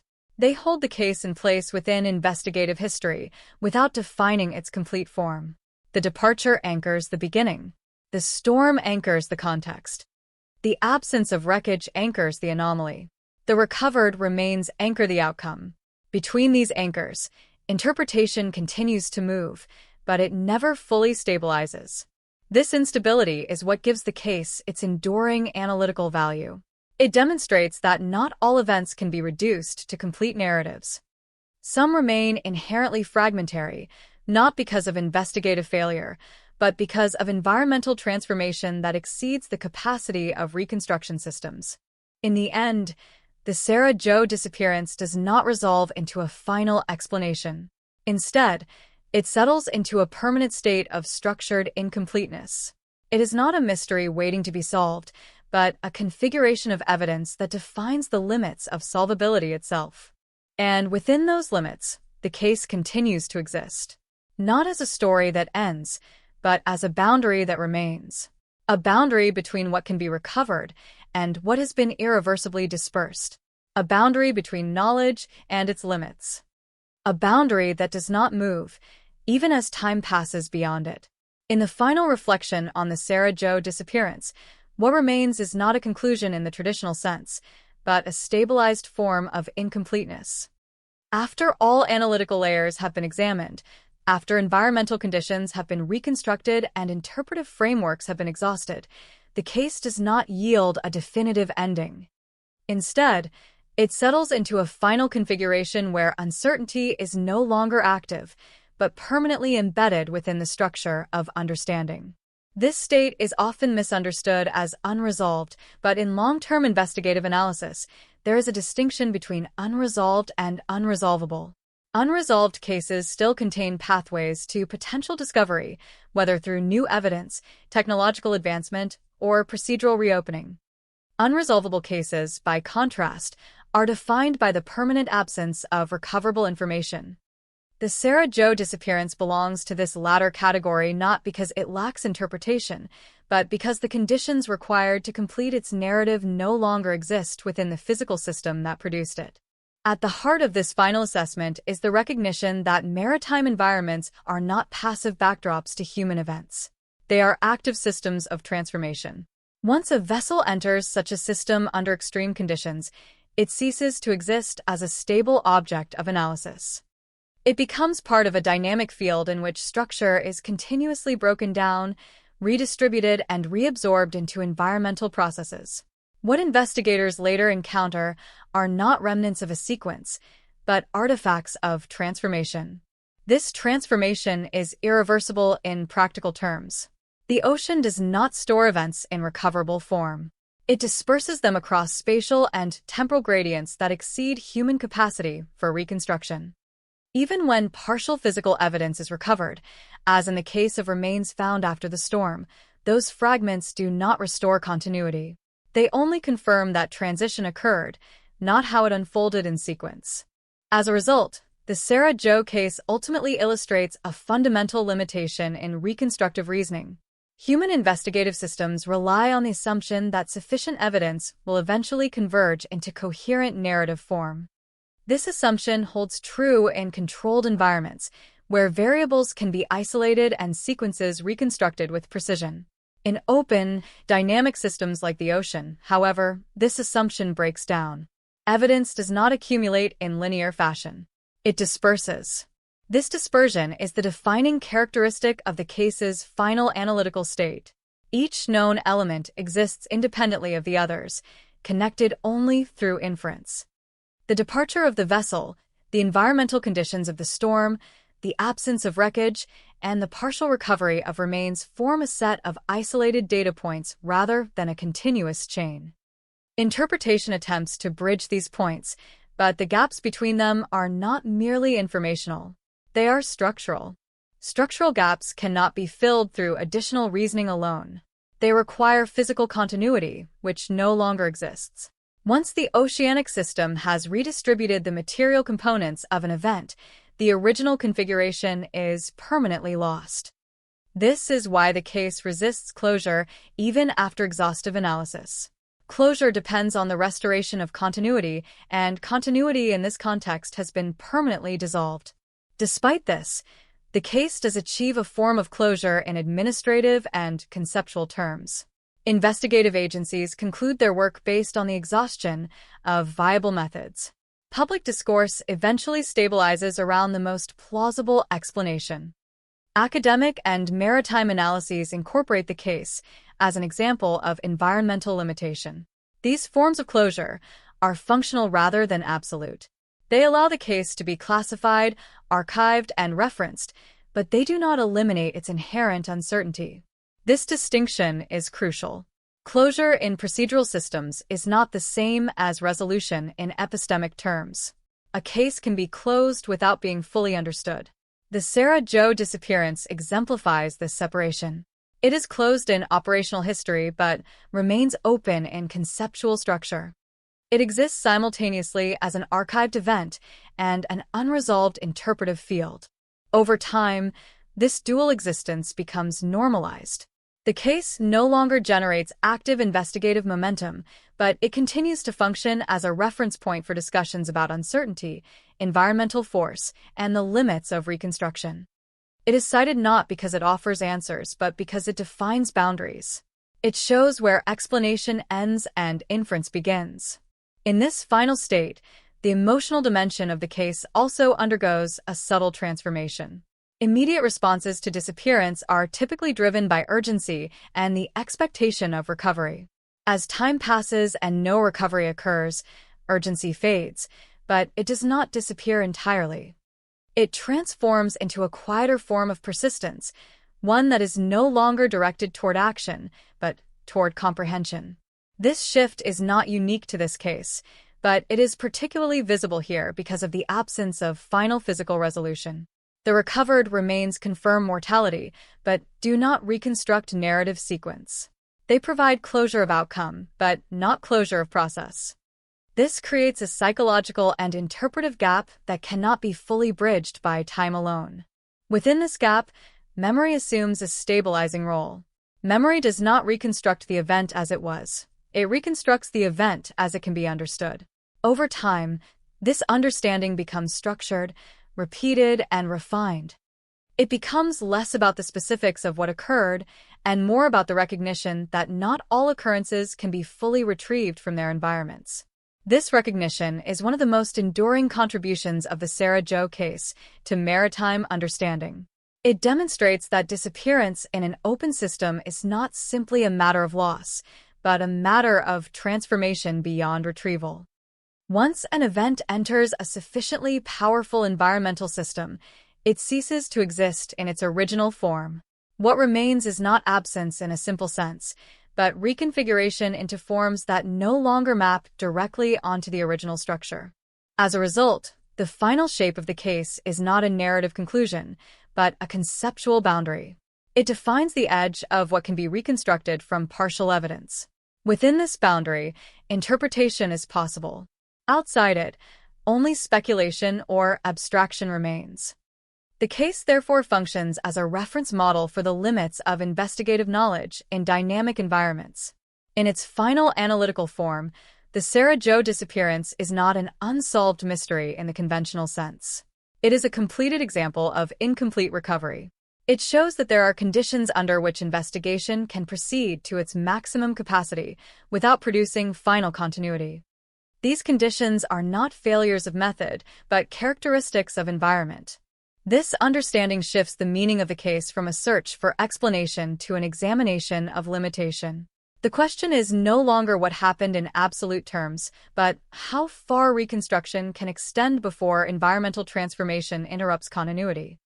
The answer, as the case demonstrates, is that reconstruction has a finite boundary in systems that actively disperse evidence. And so the case reaches its final form, not as a story that concludes, but as a structure that defines its own incompleteness. The vessel is gone. The storm has passed. The fragments that remain are fixed in archival and environmental memory, but they do not combine into a single recoverable sequence. They exist instead as points of reference within a larger field of uncertainty. In this way, the Sarah Jo disappearance remains present not because it is unresolved, but because it is structurally unresolvable. It occupies a permanent position at the intersection of evidence and absence, where interpretation continues, but completion does not. This is the final shape of the case. Not silence, but structure without closure. Not ending, but permanence within incompleteness.